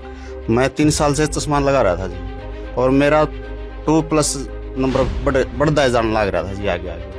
इतने सालों से चश्मा लगा रहे थे, कभी आपने कल्पना की थी कि इतना बड़ा परिवर्तन मेरी लाइफ में आएगा, चश्मे मेरे हट जाएंगे? क्योंकि सब लोग चाहते हैं कि मेरे चश्मे ना आए, मेरी हेल्दी आइज रहे, है ना, कोई दिक्कत ना आए। तो क्या कभी आपने से कल्पना की थी कि चश्मे मेरे हट जाएंगे? साहब कभी भी नहीं सोचा था इतना। तो कैसी आंखें बन जाएंगी, मेरे गुरुजी इतनी दया कर देंगे हैं। इतना जिंदगी में पहली बार ऐसा परिवर्तन हुआ है। मेरे गुरुजी आना, जैसे छोटे बच्चे की आंख होती है ना, ऐसी आंखें बना दी गुरु। बिल्कुल नॉर्मल, बिल्कुल नॉर्मल जी, कोई भी दिक्कत नहीं। कुछ भी पढ़वा सकते हो आप मेरे पर, सारा बिल्कुल। आपको भी सारा क्लियर दिखाई देता है यहाँ पे जो चीजें दिखाई देता है जी। जैसे जो उसके खर्चे वगैरह होते हैं, काफी लाखों रुपए लग जाते हैं इसके पीछे, तो क्या ऐसा तो कहीं नहीं हो कि आपको बैकग्राउंड में आपसे पैसे लिए गए हों या फिर? नहीं जी, 1 रुपया भी नहीं, बिल्कुल 1 रुपया भी नहीं। सारा आश्रम मेरे गुरुजी ने खर्चा दे रखा है। और तो और भाड़ा तक भी आने जाने का, गाड़ी आश्रम की गाड़ी आती है, आश्रम की गाड़ी लेके जाती है, आना भी जाना भी सारा बिल्कुल फ्री जी, खाना भी बिल्कुल फ्री जी। साहब ये बताइए कि आप चश्मा कितने सालों से पहन रहे थे? I think 2016-17। तो इतने सालों से चश्मा पहन रहे थे, आपके चश्मे का पावर क्या था? एक्चुअली मेरी ना पावर स्टेबल नहीं रहती थी, बिकॉज सिलेंडर नंबर मेरा हमेशा ही, मैं एवरी 3rd मंथ मुझे लेंसेज चेंज कराने पड़ते थे। हर डॉक्टर मुझे यही बोलता था कि आपको कुछ आइज में प्रॉब्लम है। देन मैंने एम्स में ट्रीटमेंट कराया इस चीज़ का, तो 6 मंथ मेरा वहाँ ट्रीटमेंट चला, बट वहाँ से मुझे कोई मतलब वही मेडिसिन जब तक चली तब तक ठीक था। उसके बाद मैंने परेशान होकर दवाइयाँ छोड़ दी। ब्लरीनेस बहुत ज्यादा थी, मतलब हर बार मेरे को यही प्रॉब्लम रहता था। मतलब हर 3rd मंथ में आपको आपके नंबर शायद बढ़ते थे या फिर आपको आंखें में दिखा देती थी? आपने इसमें भी दिखा लिया, फिर भी कोई इम्प्रूवमेंट नहीं आया? नो, कोई इम्प्रूवमेंट। तो अभी आपका जो आंखों का ऑपरेशन हुआ है, तो अभी आपकी आई का क्या हेल्थ है, क्या इसका कंडीशन है? हाँ जी, संत रामपाल जी महाराज जी की दया से मेरा ये ऑपरेशन हुआ एंड केराटोकॉनस मेरे यहाँ आने के बाद मुझे पता चला, जो कि मुझे एम्स में भी नहीं पता चला था कि केराटोकॉनस नाम की भी कोई डिसीज हो सकती है। यहाँ आने के बाद डॉक्टर्स ने मुझे यही बोला कि आपको जो प्रॉब्लम है वो बहुत ज़्यादा मतलब रेयर भी है और क्रिटिकल भी है, तो इसमें सरवाइव करना बहुत मुश्किल होता है। आप कैसे सरवाइव कर रहे हो? अभी आपका ऑपरेशन हो गया है, अभी आपकी विजन कैसी है? क्या जो डॉक्टर ने क्लेम किया था कि कभी रिकवर नहीं कर पाओगे आप या फिर आपकी लाइफ टाइम वो चश्मा पहनने पड़ेंगे, तो क्या वो चीज़ अब गलत प्रूफ हो चुकी है? हाँ जी बिल्कुल, जो मुझे एम्स वाले डॉक्टर्स ने बोला था ना कि चश्मा तो आपको लाइफ टाइम तक पहनना पड़ेगा, आज मेरी सिचुएशन ये है कि मैं विदाउट लेंसेज अपना सारा काम बहुत आराम से कर रही हूँ। बिकॉज जब मैं यहाँ दयाल आई सेंटर में आई थी उस टाइम पे मेरी बहुत ज़्यादा बैड कंडीशंस थी आइज की, and now I have situation is that कि 6/18 उस टाइम का नंबर था मेरा और आज के टाइम पे 6 विजन मेरा आया है 6/9। अभी आप हमारे व्यूअर्स को चश्मा उतार के आप दिखा सकते हो कि अपने नॉर्मल आपकी लाइटिंग में कोई प्रॉब्लम नहीं है, जो कि मैं पहले इतनी लाइट में तो आइज मतलब खड़े रहना तो बहुत मुश्किल है, मैं खोल भी नहीं पाती थी आइज, और आज मुझे कोई प्रॉब्लम नहीं है। और ये दुष्ट लोग तो ऐसे परोपकारी कार्यों की भी निंदा करते हैं। ये गुरुद्रोही पवन संजय जैसे लोग तो कृतघ्नी व्यक्ति हैं, कलयुगी राक्षस हैं। दर्शकों, यदि संत रामपाल जी महाराज के सभी परोपकारी कार्यों का विवरण देने लगे तो कई घंटों की वीडियो बन जाएगी। फिर भी हम आपको कुछ और विवरण और देंगे जिससे इस गुरुद्रोही खटमल का पेट का दर्द और बढ़ जाए। दर्शकों, संत रामपाल जी महाराज एक महान आध्यात्मिक गुरु और समाज सुधारक हैं जो अनेक समस्याओं का समाधान कर रहे हैं। उनके द्वारा किए गए अनेकों परोपकारी कार्य समाज के हर वर्ग को नई दिशा और आशा प्रदान कर रहे हैं। आइए उनके द्वारा क्रियान्वित किए जा रहे कार्यों पर विस्तृत नजर डालते हैं। दहेज प्रथा का अंत। दहेज प्रथा समाज में एक गंभीर कुरीति बन चुकी है जो न केवल परिवारों की खुशियों को छीनती है बल्कि समाज में असमानता और दरिद्रता का कारण बनती है। संत रामपाल जी महाराज ने रमैनी विवाह की शुरुआत की, जहां बिना किसी दहेज के सादगी और धार्मिक रीति रिवाजों से विवाह संपन्न होते हैं। यह पहल लाखों परिवारों के लिए वरदान साबित हो रही है और इसने दहेज प्रथा के खिलाफ एक मजबूत कदम उठाया है। नशा मुक्त अभियान। नशा समाज के लिए एक घातक बीमारी बन चुका है जो परिवारों और समाज की प्रगति को बाधित करता है। संत रामपाल जी महाराज ने नशा मुक्ति अभियान की शुरुआत की जिसके तहत लाखों लोग नशे की लत से उबर चुके हैं। यह अभियान समाज में जागरूकता फैलाने और नशे से मुक्ति पाने के लिए एक प्रेरणा बन चुका है। रक्तदान शिविर। रक्तदान जीवनदायिनी होता है और संत रामपाल जी महाराज के अनुयायी नियमित रूप से रक्तदान शिविर आयोजित करते हैं। इन शिविरों के माध्यम से कई लोगों की जान बचाई जा रही है और यह समाज में मानवता की मिसाल पेश कर रहा है। नेत्र जांच निशुल्क शिविर। नेत्रहीनता से बचने के लिए समय समय पर संत रामपाल जी महाराज के अनुयायी निशुल्क नेत्र जांच शिविरों का आयोजन करते हैं। इन शिविरों में निशुल्क उपचार और चिकित्सा सेवाएं प्रदान की जाती हैं, जिससे कई जरूरतमंदों को नया जीवन मिल रहा है। प्राकृतिक आपदाओं में राहत कार्य। प्राकृतिक आपदाओं के दौरान चाहे वह बाढ़ हो, भूकंप हो या कोई और संकट, संत रामपाल जी महाराज के अनुयायी हमेशा सबसे पहले जरूरतमंदों की सहायता के लिए पहुंचते हैं। राहत कार्यों के माध्यम से वे समाज में मानवता का वास्तविक उदाहरण प्रस्तुत करते हैं। निशुल्क एम्बुलेंस सेवा। आपातकालीन स्थितियों में लोगों की मदद के लिए संत रामपाल जी महाराज के अनुयायी निशुल्क एम्बुलेंस सेवा चला रहे हैं। इस सेवा से कई लोगों की जान बचाई जा रही है और यह समाज में सहायता और समर्पण की मिसाल बन चुकी है। माता बहनों के लिए निशुल्क बस सेवा। माता बहनों की सुरक्षा और सुविधा को ध्यान में रखते हुए संत रामपाल जी महाराज के अनुयायी निशुल्क बस सेवाएं प्रदान करते हैं। यह पहल उनकी सुरक्षा को सुनिश्चित करने के साथ साथ उन्हें सुविधा भी प्रदान करती है। पर्यावरण संरक्षण और स्वच्छता अभियान। पर्यावरण की सुरक्षा हम सभी की जिम्मेदारी है। संत रामपाल जी महाराज के अनुयायी स्वच्छता अभियान, वृक्षारोपण और पर्यावरण संरक्षण के कार्यों को सक्रिय रूप से बढ़ावा दे रहे हैं। यह समाज में हरियाली और स्वच्छता का संदेश फैलाता है। रेल हादसों के दौरान राहत कार्य। रेल हादसों के दौरान भी संत रामपाल जी महाराज के अनुयायी प्रभावित लोगों की मदद के लिए सबसे पहले पहुंचते हैं। वे प्रभावितों को भोजन, कपड़े और चिकित्सा सुविधाएं प्रदान करते हैं, जिससे मानवता की सेवा में एक बेहतरीन उदाहरण प्रस्तुत करते हैं। वृद्धों और अनाथों की देखभाल। महिला सशक्तिकरण। रिश्वत पर प्रतिबंध और भ्रष्टाचार को खत्म करना। सामाजिक समानता और जातिवाद का विरोध। गौ सेवा के लिए योगदान। गायों के पालन पोषण के लिए गौशाला में शेड लगवाना तथा समय समय पर गायों के लिए गौशाला में चारा उपलब्ध करवाना। तो संत रामपाल जी महाराज के आदेश अनुसार, जो संत रामपाल जी महाराज के आदेश हैं उसके अनुसार ये कार्य हमेशा चलते रहते हैं। कुछ कार्य हैं जो मीडिया हाइलाइट्स में आ जाते हैं, कुछ कार्य हैं जो मीडिया उनको कवरेज नहीं करती। लेकिन जितने भी कार्य हैं वो मानव हित में ही हैं, समाज के उत्थान में ही है, समाज हित में ही है। अब जो भी ऐसी खबर दान से संबंधित या जनहित के संत रामपाल जी महाराज के समाज सुधार से संबंधित कोई भी कार्य हाईलाइट होता है, मीडिया में आता है, तो ये खटमल कुछ भी अपना नाप शनाप बकने लगता है। संत रामपाल जी महाराज का उद्देश्य सत्यभक्ति प्रदान करने के साथ साथ समाज में भाईचारा स्थापित करना, शांति स्थापित करना, धरती को स्वर्ग बनाना है। उसी के तहत पहले भी जैसे जाट आरक्षण में मदद की, उसका कितना लाभ मिला। आपस में जो दूरियां बन गई थी आज वो समाप्त हो गई हैं और वो लोग भी आज गुरुजी से नाम दीक्षा ले रहे हैं, भक्ति कर रहे हैं। गुरुजी का ज्ञान सुना तो आज हमारे विरोधी नहीं रहे। इसी तरह राजपूतों का भी साथ दिया गया। गुरुजी हर जगह पीड़ितों का साथ देते हैं। अभी हाल ही में जैसे बांग्लादेश में हिंदुओं पर अत्याचार हो रहे हैं तो गुरुजी के आदेश से उनके साथ खड़े हो गए। बांग्लादेश में कट्टरपंथियों द्वारा हिंदू धर्म के लोगों पर अत्याचार किए जा रहे हैं, जो दिल दहला देने वाला है। इसी के विरोध में मध्य प्रदेश के जिला विदिशा की तहसील गंज बासोदा में विश्व हिंदू परिषद, बजरंग दल और संत रामपाल जी महाराज के समर्थकों ने मिलकर नगर में निकाली रैली और राष्ट्रपति के नाम ज्ञापन सौंपा। सबको संत रामपाल जी महाराज ने कई बार आदेश दिया है कि यह पवन जयपुर वाला दुष्ट आत्मा है, इनका यही काम है, इसकी बातों में आकर अपना अंतःकरण खराब न करना। दर्शकों, इसका एक और पर्दाफाश करते हैं। इस वीडियो में ही ये संत रामपाल जी महाराज के विशेष संदेश का सहारा लेकर अपनी बातों को गुरुजी का आदेश बताकर सत्य साबित करना चाहता है। देखिए भी। ये तुम्हारे बाप का सत्संग है, लेकिन दुख इस बात का है कि तुम सत्संग सुनते नहीं हो और इस दान का दुरुपयोग कर रहे हो, भगत समाज के कर्म फुड़वा रहे हो। क्या कह रहे हैं सतगुरु रामपाल जी, ध्यान से सुनिए। क्षेत्र पात्र पोई जोरी च जगदीश, खेत के देरा खा गया कर काम धेनु की रीश। ये नकली संत जैसे काम धेनु यानी गाय ने बढ़िया आहार खिलावांगे, बनोले दाना और अच्छी खुराक तो गजब का दूध देगी। और गधे न खुआवांगे, गधे ने क्या देगा। तो नकली संत तो गधे समान है, उनको खुआने का कोई फायदा। और असली संत काम देनु शाम में खुआओगे, अगले दिन बाल्टी में फर्क पड़ जाएगा, ज्यादा दूध देती है।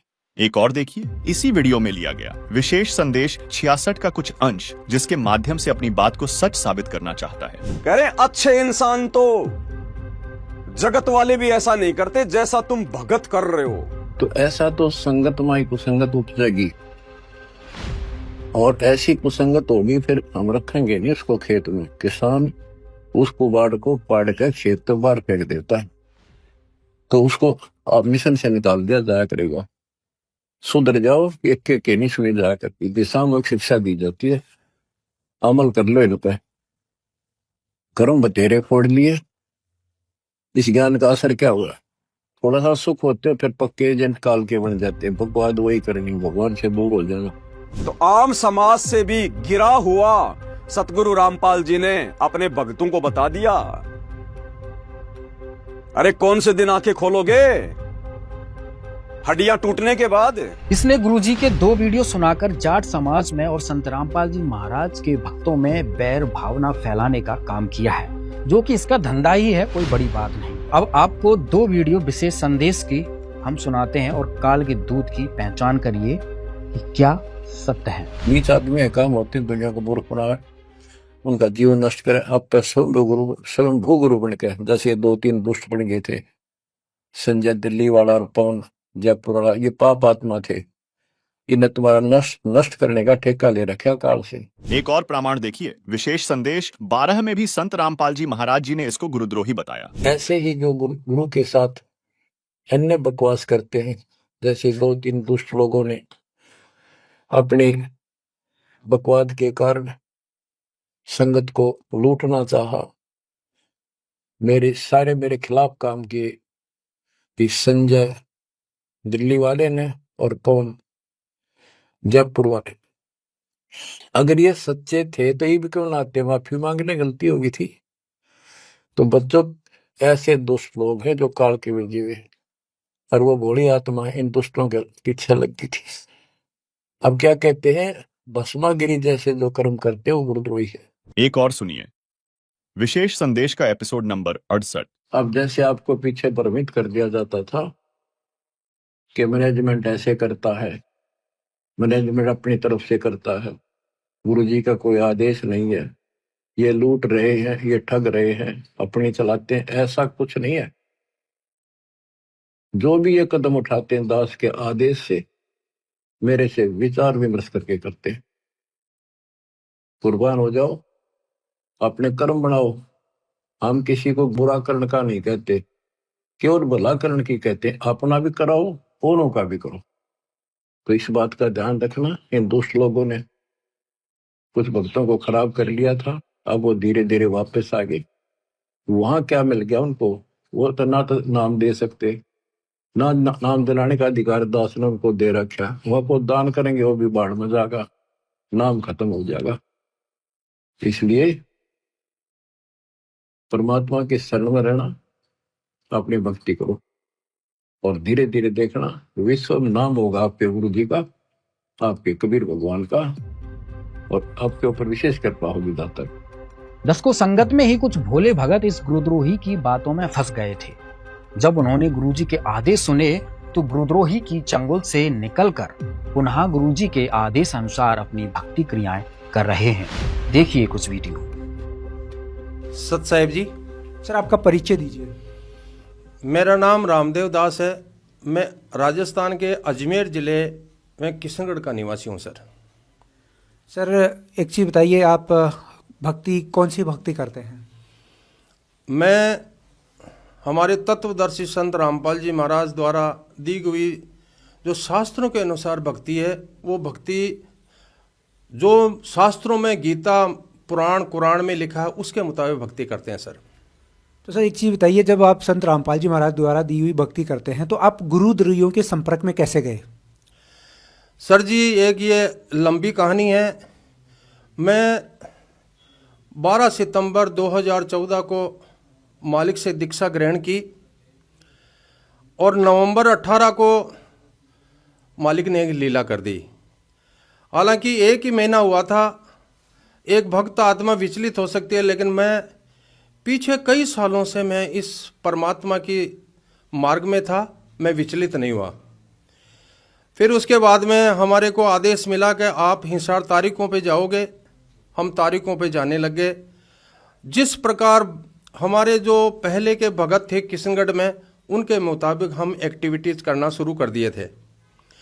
और हमें ये वो धैर्य रखने के लिए बोलते थे, आपको धैर्य रखना है, ये पूर्ण परमात्मा है और इसमें कोई तनिक भी त्रुटि नहीं है।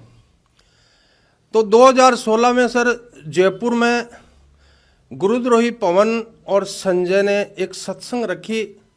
उस सत्संग के लिए हमारे को हमारे साले जी ने बोला कि वहाँ वो सत्संग है, उसमें मैनेजमेंट के बारे में कुछ त्रुटियां हैं वो उजागर करेंगे। उस हिसाब से हम एज ए सत्संग ट्रीट करने के लिए हम जयपुर आए। जयपुर में एक शादी समारोह के गार्डन में सत्संग हुआ। हमने एक सत्संग सुना, वहाँ भंडारा किया और वापस चले गए।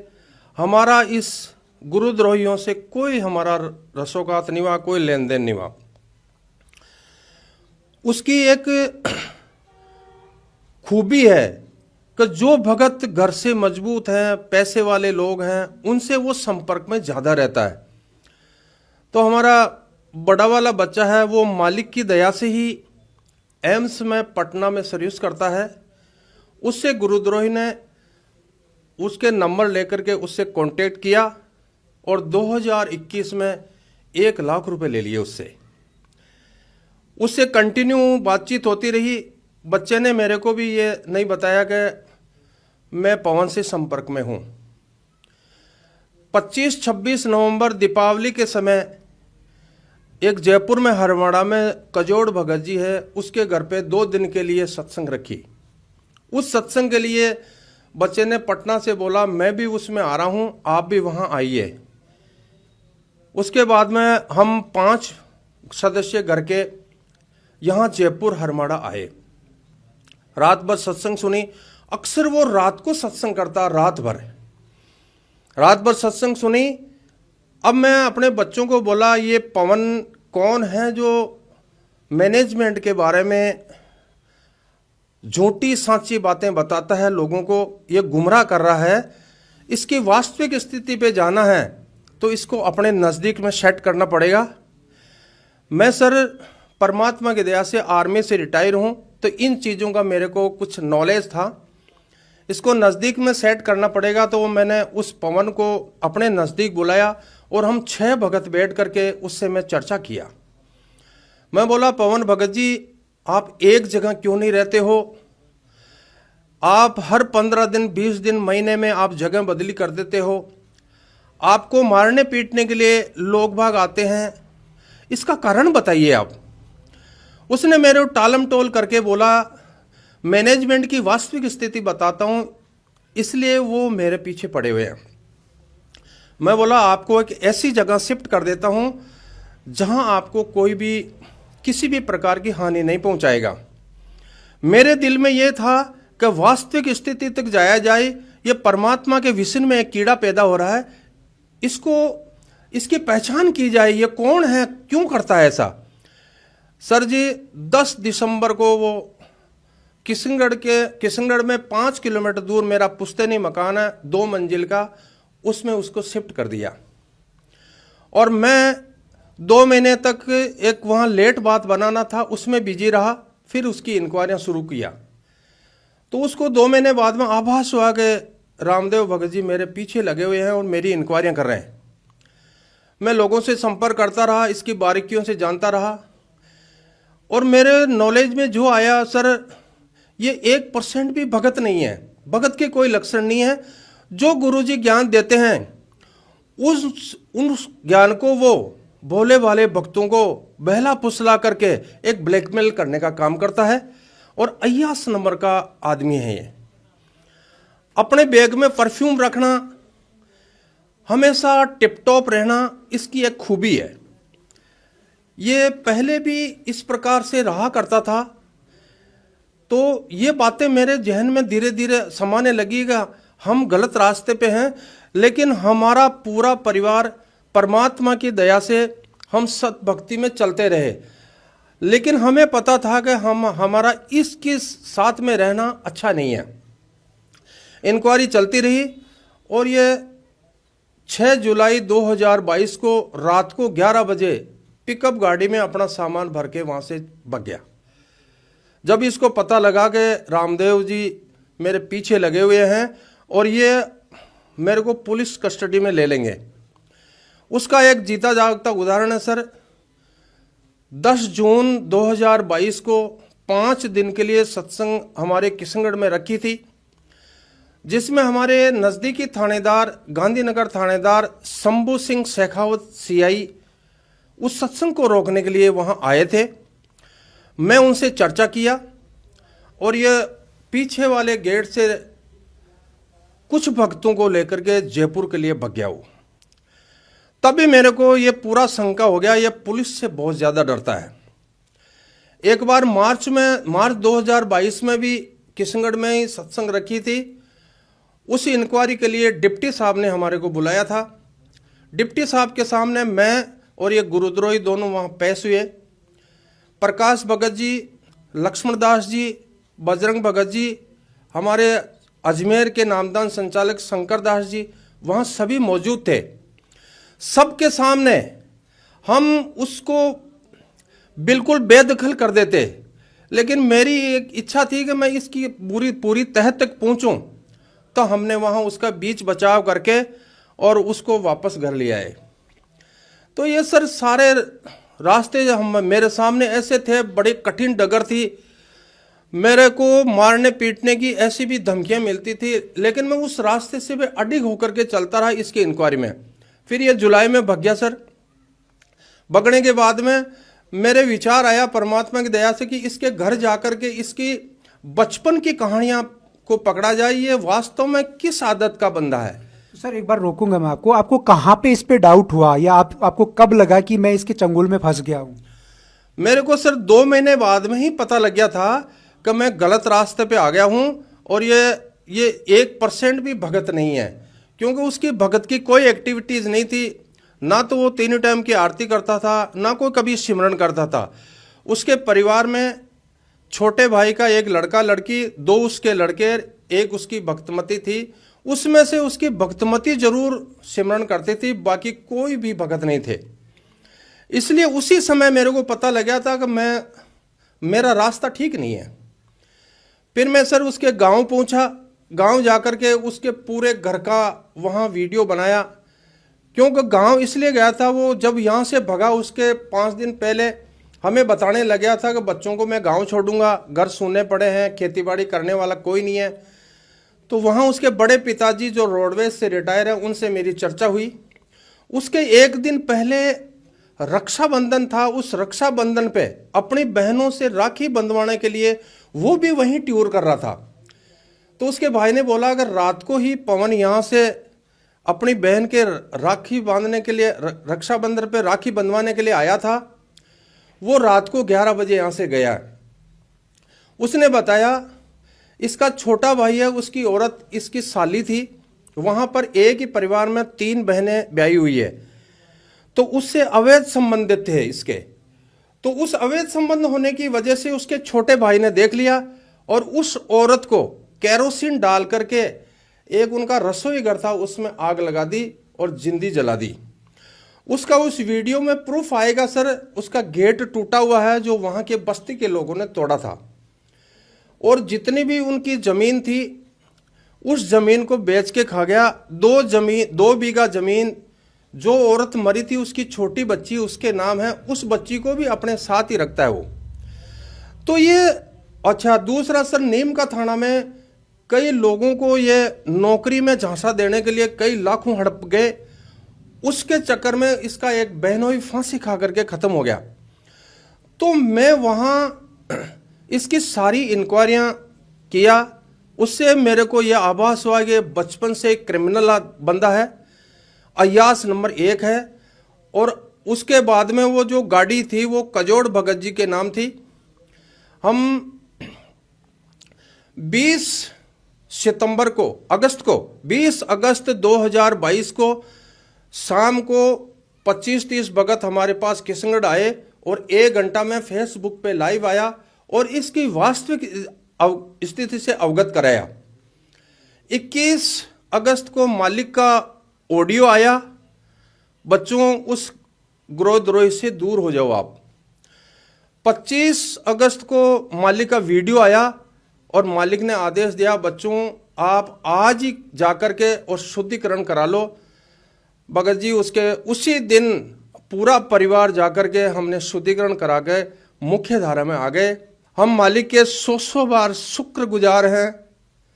उस मालिक ने हमारे को वापस शरण में लिया। हम मालिक के शरण में आके भी दलदल में चले गए थे, लेकिन इतना सा अच्छा हुआ कि उसकी वास्तविक कारगुजारी से हमें अवगत हुआ और भक्तों को मैं अवगत कराया। उसके बाद में प्रकाश भगत जी बोले मालिक का आदेश है आप जितने भी उसके पास में जो जाने अनजाने में जुड़े हुए हैं उनका शुद्धिकरण करवाओ। भगत जी मालिक की दया से लगभग 1000 से 1200 भक्तों का शुद्धिकरण करवाया और मुख्य धारा में आए।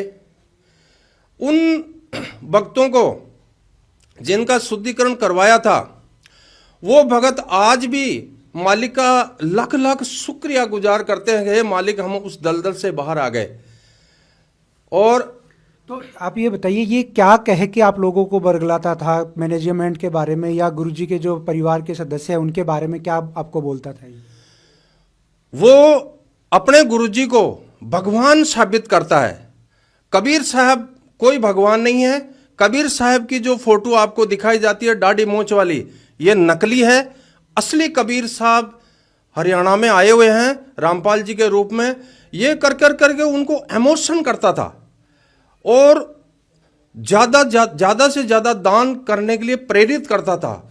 और उस दान के पैसों से होटलों में खाना खाना, 1 नंबर का अयास। उस अपने में जितने भी कपड़े पहनना है वो सारे आले दर्जे के पहनना, इसका एक शौक है। वो शौक तो दान ये कहाँ करवाता था सर? संत रामपाल जी के नामदान केंद्र पे या खुद लेता था? सर जी ये दान मोबाइल के द्वारा नोट करवा लेता था और उसके घर जाकर के खुद कैश लेता था। और अगर अकाउंट में मंगाता था तो किसी दूसरे भगत के अकाउंट में मंगाता। ये बहुत शातिर आदमी है, अपने ना तो अकाउंट में मंगाता है और किसी भी जगह ये माइनस पॉइंट नहीं छोड़ता है कि मैं यहाँ फंस सकता हूँ। इसलिए सोची समझी चाल से ये चलता रहता है। फिर सर वहाँ उस गांव से इंक्वायरी करने के बाद में मैंने वीडियो जारी करके लोगों से शुद्धिकरण करवाए, मालिक की राय से सब कुछ खेल हुआ और आज भी वो कई भक्तों को अपने लपेटे में लेता रहता है। मैं उन भक्तों से एक प्रार्थना करता हूँ कि आप उस चंगुल से निकलिए। ये मानव शरीर बड़ी मुश्किल से मिला है और इस काल के जाल में आप फंस जाओगे। वो जब परमात्मा ने अपने मुखारबिंद से बोल दिया वो गुरुद्रोही है, उसके बहुत बुरे हाल होने, तो फिर आपका क्या हाल होगा। ममता बहन जी जो दिल्ली से हैं, दूसरी गाड़ी के लिए उन्होंने अपना पैसा दिया है। ममता बहन जी आपका पैसा 1 रुपया भी दान में नहीं गया है। आप मालिक के विरोध में चल रहे हो। मालिक के वचनों को सुनिए। आप मालिक के वचनों के मुताबिक अगर चलोगे तब जाकर के आपका कल्याण होगा। और भगत जी वो जो पहले गाड़ी ली थी वो कजोड़ भगत जी के नाम से थी। मैंने कजोड़ भगत जी को रोहतक सिंहपुरा में ले जा करके मालिक से डायरेक्ट बात करवाई। मालिक ने आदेश दिया बेटा उस गाड़ी को सोजत आश्रम में जमा करा दो। फिर वो येन केन कई लंबा प्रकरण चला सर और 26 जुलाई को वो गाड़ी 2023 में वो वहाँ सोजत आश्रम में गाड़ी जमा हुई है सर। ऐसे करके अभी भी उसके पास में टाटा सफारी गाड़ी है और उसी प्रकार से वो चलता रहता है। मुंबई में जो ज़्यादा से ज़्यादा पैसा देते थे रामदास जी वगैरह, करुणा दासी है, ममता दासी है, नागपुर से एक बहन थी उसने भी उसको काफ़ी पैसा दिया। तो ये सब लोग शुद्धिकरण करवा चुके हैं और अपने मुख्य धारा में आ चुके हैं सर। क्या कहना चाहेंगे उन लोगों को जो आज भी उसके चंगुल में फंसे हुए हैं? मैं उन भक्तों से निवेदन करता हूं कि आप उस चंगुल से बाहर आइए। अभी भी वक्त है, मालिक आपको अभी भी माफ कर देंगे। अभी भी वक्त है, वक्त रहते आप शुद्धिकरण करा लीजिए। नहीं तो मैं आपको बता रहा हूं सर, मालिक बता रहे हैं, मेरी क्या औकात है। मालिक आदेश दे रहे हैं बच्चों आप मुख्य धारा में आ जाइए, उसके चंगुल से हट जाइए। मालिक बता रहे हैं उनका तो असंख्य युगों तक मनुष्य जन्म नहीं होगा, लंबे लंबे कीड़े पड़ेंगे। मालिक का विधान कहता है ये। तो आप उसके साथ में चिपके ना रहें और मुख्य धारा में आ जाकर आप अपना शुद्धिकरण करा लीजिए। इसी में आपकी भलाई है। ऐसी कौन कौन सी मुख्य बातें हैं जिन पे गौर करके वो उसकी जालसाजी को, उसकी सातिरता को पहचान सके और उससे बच सके? आप उसके एक्टिविटीज में पता लगाइए, आप उसके नज़दीक रहिए, वो भगत है या नहीं, भगत के लक्षण है या नहीं। और जो मैंने बातें बोली है उसको आप ग्राउंडली आप चेक कर सकते हैं। जो मैंने उसके गांव जाकर के बातें की है या उसके नज़दीक में रह कर के उसके बारे में जो आपको जानकारी दी है, आप सर व्यक्तिगत रूप से नज़दीक लग कर के आप उससे सरोकार करिए। आप अपने दिल में ये सोचिए कि वास्तव में रामदेव भगत जी कह रहे हैं वो सही है या नहीं है।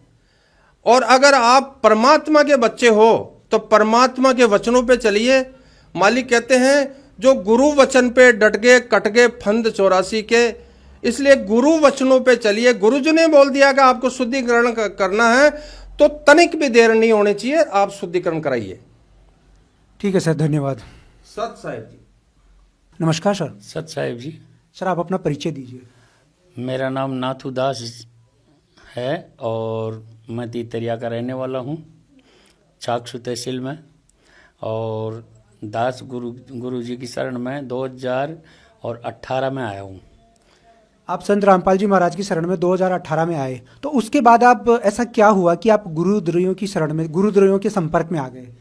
सर जी क्या है, वीडियो देखा करते थे हम, तो वीडियो के अंदर ये गुरुद्रोही ऐसे ऐसे सत्संग काट काट के बताता था। तो हमारे को ऐसे लगा भाई जो मैनेजमेंट है यही गुरु जी को जेल में पहुंचाए हैं और ये मतलब गुरु जी के दुश्मन हैं। तो हम ऐसे समझते थे भाई यार ये मतलब अच्छा काम कर रहा है, तो इसके मतलब वो सत्संगों के उससे ही गुरुजी का मतलब वो समझ गए भाई गुरुजी इसको खड़ा किए हैं। तो इस चक्कर में हम गुरुद्रोहियों की उसमें आ गए। तो संत रामपाल जी तो घंटों घंटों के सत्संग करते हैं और इसके आप छोटे छोटे वीडियो देख के ही कैसे उसके चक्कर में आ गए? ये सर खाली 2-2, 3-3 मिनट का ही सत्संग काट के ऐसे बताता था, आगे का सत्संग नहीं बताता था ये। तो हमने ऐसे देखा भाई गुरुजी बोल रहे हैं, तो हमारे मतलब क्योंकि वो तो काल बैठ गया हमारे सिर पे, तो गुरुजी का सत्संग को हम आगे का नहीं सुन सके। तो क्या फायदा मिला आपको इसके साथ जुड़ के, गुरुद्रोहियों के साथ जुड़ के आपको क्या लाभ मिला? फायदा तो सर जी कुछ नहीं मिला सिवाय नुकसान के। क्यों 2 साल की तो भक्ति गंवा दी हमने और ऐसा कोई लाभ भी नहीं हुआ। और अब परमात्मा से जब जुड़े हैं, वापस नाम शुद्ध करवाया है, परमात्मा की शरण में गए हैं, तो बहुत कुछ लाभ मिला है और फायदा भी हुआ है शरीर में भी और सारी चीज में फायदा हुआ है। तो आप इसके संपर्क में सिर्फ वीडियो देख के ही कैसे आ गए? मतलब आप कैसे इस तक पहुंचे कि आप इससे मिले भी हैं? हाँ सर जी, वो क्या है वीडियो देख के और हम मेरठ चले गए, तो मेरठ ही मिले हम इससे।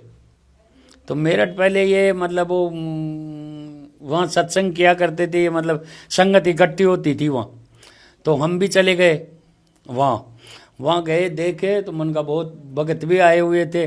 तो ये भक्तों के अंदर यही मायक लेके ये संजय दिल्ली वाला, ये दोनों ही वहाँ थे और ये दोनों ही भक्तों को संबोधित करते थे मायक लेके। तो हमने देखा भाई वास्तव में यार बात तो सही है, ये इतनी संगत आई हुई है तो मन का हो सकता है ये सही बोल रहा है। तो हमें भगत जी इतना ज्ञान भी नहीं था, इतने सत्संग परमात्मा के हमने सुने भी नहीं थे। अब तो परमात्मा ने खूब मतलब मेहर कर दी दास पे, बहुत सत्संग भी सुन लिए और अब तो ज्ञान भी हो गया परमात्मा की दया से। अब किसी के बहकावे में आ नहीं सकते, शायद सर ही कलम हो जाए। तो क्या ये संत रामपाल जी महाराज के परिवार वालों के बारे में भी कुछ उल्टा सीधा बोलता था? बहुत बोलता था ये, बहुत बोलता था। मतलब परमात्मा के बच्चों के लिए भी बहुत उल्टा सीधा बोलता था ये, और पत्नी के लिए भी बहुत उल्टा सीधा बोलता था ये, और उनकी बच्चियों के लिए भी बहुत उल्टा सीधा बोलता था ये। बोला ये सब है ना, जो बोला पैसों के लिए वो कर रहे हैं, बोला पैसे के लिए ये सारा काम कर रहे हैं और बाप को जेल में बैठा के खुद आनंद ले रहे हैं, बोला। और गद्दी पे बैठ कर मायक पकड़ा करता था ये और सबको संबोधित करता था, और इसका कहना नहीं मानते थे ना, उसको मतलब ये अलग कर देता था। आपको कब ये एहसास हुआ कि आप सही मार्ग से भटक के इस दुष्ट यानी गुरुद्रोही के चक्कर में आ गए हैं? वो धीरे धीरे ऐसे मालूम चला कि ये इसके कुछ आचरण ठीक नहीं लगे हमें भगत जी। तो हमें मालूम चलने लगा कि मन का परमात्मा तो परमात्मा ही है। जब परमात्मा ने इतना बड़ा मिशन चला रखा है तो क्या यही थोड़ी इतना मतलब ज्ञानी है जो इसी को मतलब खड़ा करते परमात्मा, और किसी को भी खड़ा कर सकते थे। फिर परमात्मा की वीडियो कॉल आई तो ये कहता है कि ऐसी वीडियो कॉल पे तो कुत्ते पेशाब करते हैं। तो जब दास को बहुत बड़ा मतलब दुख हुआ और उस टाइम पे हम मतलब वहाँ गए थे, मालाखेड़ा गए थे, तो वहाँ से है ना, तो हम ट्रेन में आ रहे थे, तो ट्रेन में ही सुना हमने। तब इसका वीडियो देखा, इसके जो ये कुत्ते पेशाब के लिए बोला रहे, दास का जब ही मन हट गया। फिर उसके मतलब मैं नेबर बात तो हमने फिर इसको वो छोड़ ही दी, संगति छोड़ दी इसकी, और फिर परमात्मा से नाम शुद्ध करवा लिया इस। तो बाकी लोग जो आज इस दुष्ट के चक्कर में फंसे हुए हैं, उनके लिए क्या आप मैसेज देंगे कि वो भी वहां से निकले, कैसे उसको पहचाने? वो मैं तो ऐसे ही कहता हूँ परमात्मा की दया से परमात्मा इन सब पे रजा करे, और सभी भाई बहनों से हाथ जोड़ के यही प्रार्थना है दास की तो कि इस गुरुद्रोही को छोड़ कर परमात्मा को पिछानो, क्योंकि परमात्मा अपने लिए ही ये सारा सब कुछ दुख उठा रहे हैं। परमात्मा मतलब जेल धाम के अंदर भी अपने लिए ही गए हैं और वहाँ से संदेश दे रहे हैं, तो ये भी परमात्मा अपने लिए ही कर रहे हैं, न कि कोई अपने खुद के लिए कर रहे हैं। क्योंकि परमात्मा अंतर्यामी है, वो सब जानते हैं और मैं तो हाथ जोड़ के और सभी भाई बहनों से यही निवेदन करता हूँ कि इस गुरुद्रोही को छोड़ के और परमात्मा की शरण में आओ और अपना नाम शुद्ध करवा के और अपना कल्याण करवाओ। एक चीज़ और बताइए, इस गुरुद्रोही का उद्देश्य क्या है? इस गुरुद्रोही का उद्देश्य खाली मनी मेक है और कुछ भी नहीं है। न इसमें आचरण है, न कोई इसमें भक्ति है और न कोई मतलब, इसमें कोई मतलब नहीं है। इसका सिर्फ पैसे से मतलब है और किसी से कोई मतलब नहीं है और किसी को बोलने देता नहीं है। ये अपने से ऊपर किसी को मतलब वो करने नहीं देता है। जैसे कोई बात भी अगर कोई बोल देता है ना तो उसको जल्दी चुप करा देता है ये। बाकी यही ये सोचता है कि बस मैं ही रहूं, बाकी और कोई मतलब मेरे ऊपर नहीं। वो अब संजय दिल्ली वाले कह रही इसके इसी वजह से नहीं बनी। संजय दिल्ली वाला कहता था कि मेरे को परमात्मा ने निमित्त बनाया और ये कहता था कि मेरे को परमात्मा ने निमित्त बनाया। तो दोनों का एक ही रोल है, उसका भी मनी में एक ही है और इसका भी मनी में एक ही है। ये करोड़ों रुपए इकट्ठे कर रखे हैं भगत जी इसने। और गाड़ी ली थी इसने तो परमात्मा की दया से दास भी दुष्टता कर बैठा था। 10,000 रुपये दास ने भी दिए थे उस गाड़ी के अंदर, भाई चलो अपना भी योगदान बन जाएगा, परमात्मा सेवा करवा रहे हैं। तो अब हमें मालूम नहीं था भाई, हम अपने ही कर्म फोड़ रहे हैं। पर परमात्मा ने फिर ऐसा आशीर्वाद भी दिया कि वो गाड़ी है जो आश्रम में चली गई। फिर मतलब कजोड़ भगत जी के नाम थी वो गाड़ी। तो कजोड़ भगत जी की मुलाकात मेरी मतलब मेरठ के अंदर हुई थी। तो कजोड़ भगत जी फिर भी बहुत बढ़िया भगत हैं, ऐसी बात नहीं है। और उनके बीवी बच्चे वगैरह सारे बहुत अच्छे मतलब परमात्मा के वो हैं, भगत हैं। तो उन्होंने क्या किया कि वो गाड़ी लेके आकर आश्रम में दे के आए। इससे मतलब जैसे ये मतलब झूठ बोला उनसे, बोला गाड़ी यहाँ है नहीं और मैं तो ऐसे ही आया हूँ। तो बोला आप ऐसे करो, मेरे गाड़ी मेरे नाम करवा दो। तो इन्होंने कहा भाई ठीक है, गाड़ी के कागज़ ले आना और आप गाड़ी भी ले आना, गाड़ी को देख के ही ट्रांसफ़र करेंगे। बोला गाड़ी तो भगत जी कैसे ख़राब हो गए और पड़ी है और वो तो वहाँ गुजरात में ही है। और मैं तो ये कौन बोला गाड़ी खराब होके पड़ी हुई है? ये पवन गुरुद्रोही बोला था। बोला गाड़ी तो खराब हो गए और गाड़ी वहीं पड़ी है। तब फिर कजोड़ भगत जी बोले, बोला आप तो झूठ बोल रहे हैं। तो कजोड़ भगत जी के पास वो मोबाइल में क्या आता है वो चिप इनके पास था, जो उन्होंने देख लिया उससे भाई गाड़ी तो वहीं खड़ी है। तो ये क्या नाम से सांगानेर का एक भगत है, उसका नाम मेरे को याद नहीं रहा, वो कोऑर्डिनेटर था पहले। तो उसके वहाँ खड़ी थी वो गाड़ी।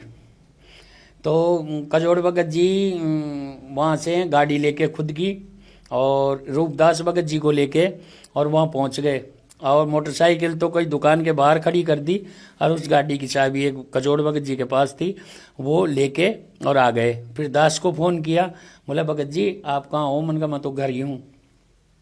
तो बोला ऐसे ऐसे आप सांगानेर आ जाओ और आके बताओ कि देखें यहाँ पवन गुरुद्रोही है क्या। तब दास आया ने, उससे पहले तो कजोड़ भगत जी गाड़ी लेके और जा चुके थे। और फिर हम आश्रम में गाड़ी दे के आए थे और गाड़ी मतलब रामदेव भगत जी भी गए थे हमारे साथ। हम रामदेव भगत जी के वहाँ गए थे और प्रकाश भगत जी को गाड़ी संभला के आए थे। वहाँ परमात्मा के वहाँ भी गए थे हम, धनाना भी, वहाँ भी प्रार्थना लगाई थी परमात्मा से। बोले परमात्मा ऐसी बात है। तो परमात्मा बोले कोई बात नहीं है, आप गाड़ी आश्रम में दे आओ और ले सकते हो गाड़ी। तो बोले उस गुरुद्रोही से और लेके आ सकते हो, और नहीं देता है तो केस भी कर सकते हो उसके ऊपर। ये परमात्मा की दया रही, तो परमात्मा गाड़ी को तो दिलवा के और आश्रम में दिलवा दिए। तो कुल मिला के बाकी जो लोग फंसे हुए हैं उनको कैसे निकालें, कैसे उनको समझ में आएगी ये चीज़ कि ये इसका उद्देश्य मनी मैक है, पैसे के लिए सब कुछ कर रहा है और हमारा जो जीवन है उसको बर्बाद कर रहा है।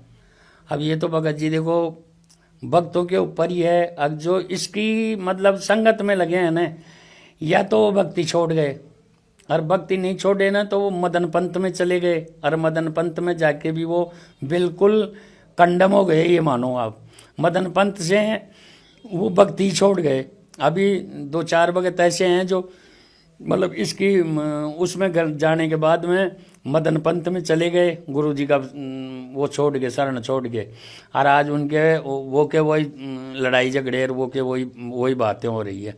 तो मेरा तो सब भक्तजनों से यही है, हाथ जोड़ के निवेदन है कि इस गुरुद्रोही की संगत छोड़ के और परमात्मा के शरण में आओ और अपना कल्याण करवाओ। ठीक है सर, धन्यवाद। जय बंदी छोड़ सतगुरु रामपाल जी भगवान की। दर्शकों, इस वीडियो बनाने का उद्देश्य बस इतना था कि गुरुद्रोही पवन जयपुर जैसे फ्रॉड लोगों से सावधान रहें। संत रामपाल जी महाराज और उनके शिष्यों ने न सिर्फ जाट समाज को बल्कि हर उस पीड़ित समाज का सहयोग किया है जिन्होंने संत रामपाल जी महाराज से सहायता के लिए निवेदन किया है। जैसा कि आपको दिखाया भी, संत रामपाल जी महाराज के भक्त हमेशा जनहित के कार्यों में सबसे आगे रहते हैं। संत रामपाल जी महाराज और जाट समाज में खाई पैदा करने और समाज का अमन और भाईचारा बिगाड़ने वाले इस गुरुद्रोही पवन जयपुर का कठोर कानूनी कार्रवाई के लिए संत रामपाल जी महाराज तैयारी कर चुके हैं, ताकि इस तरह के व्यक्ति भविष्य में समाज में जहर घोलने का कार्य करने की हिम्मत न कर सकें। धन्यवाद।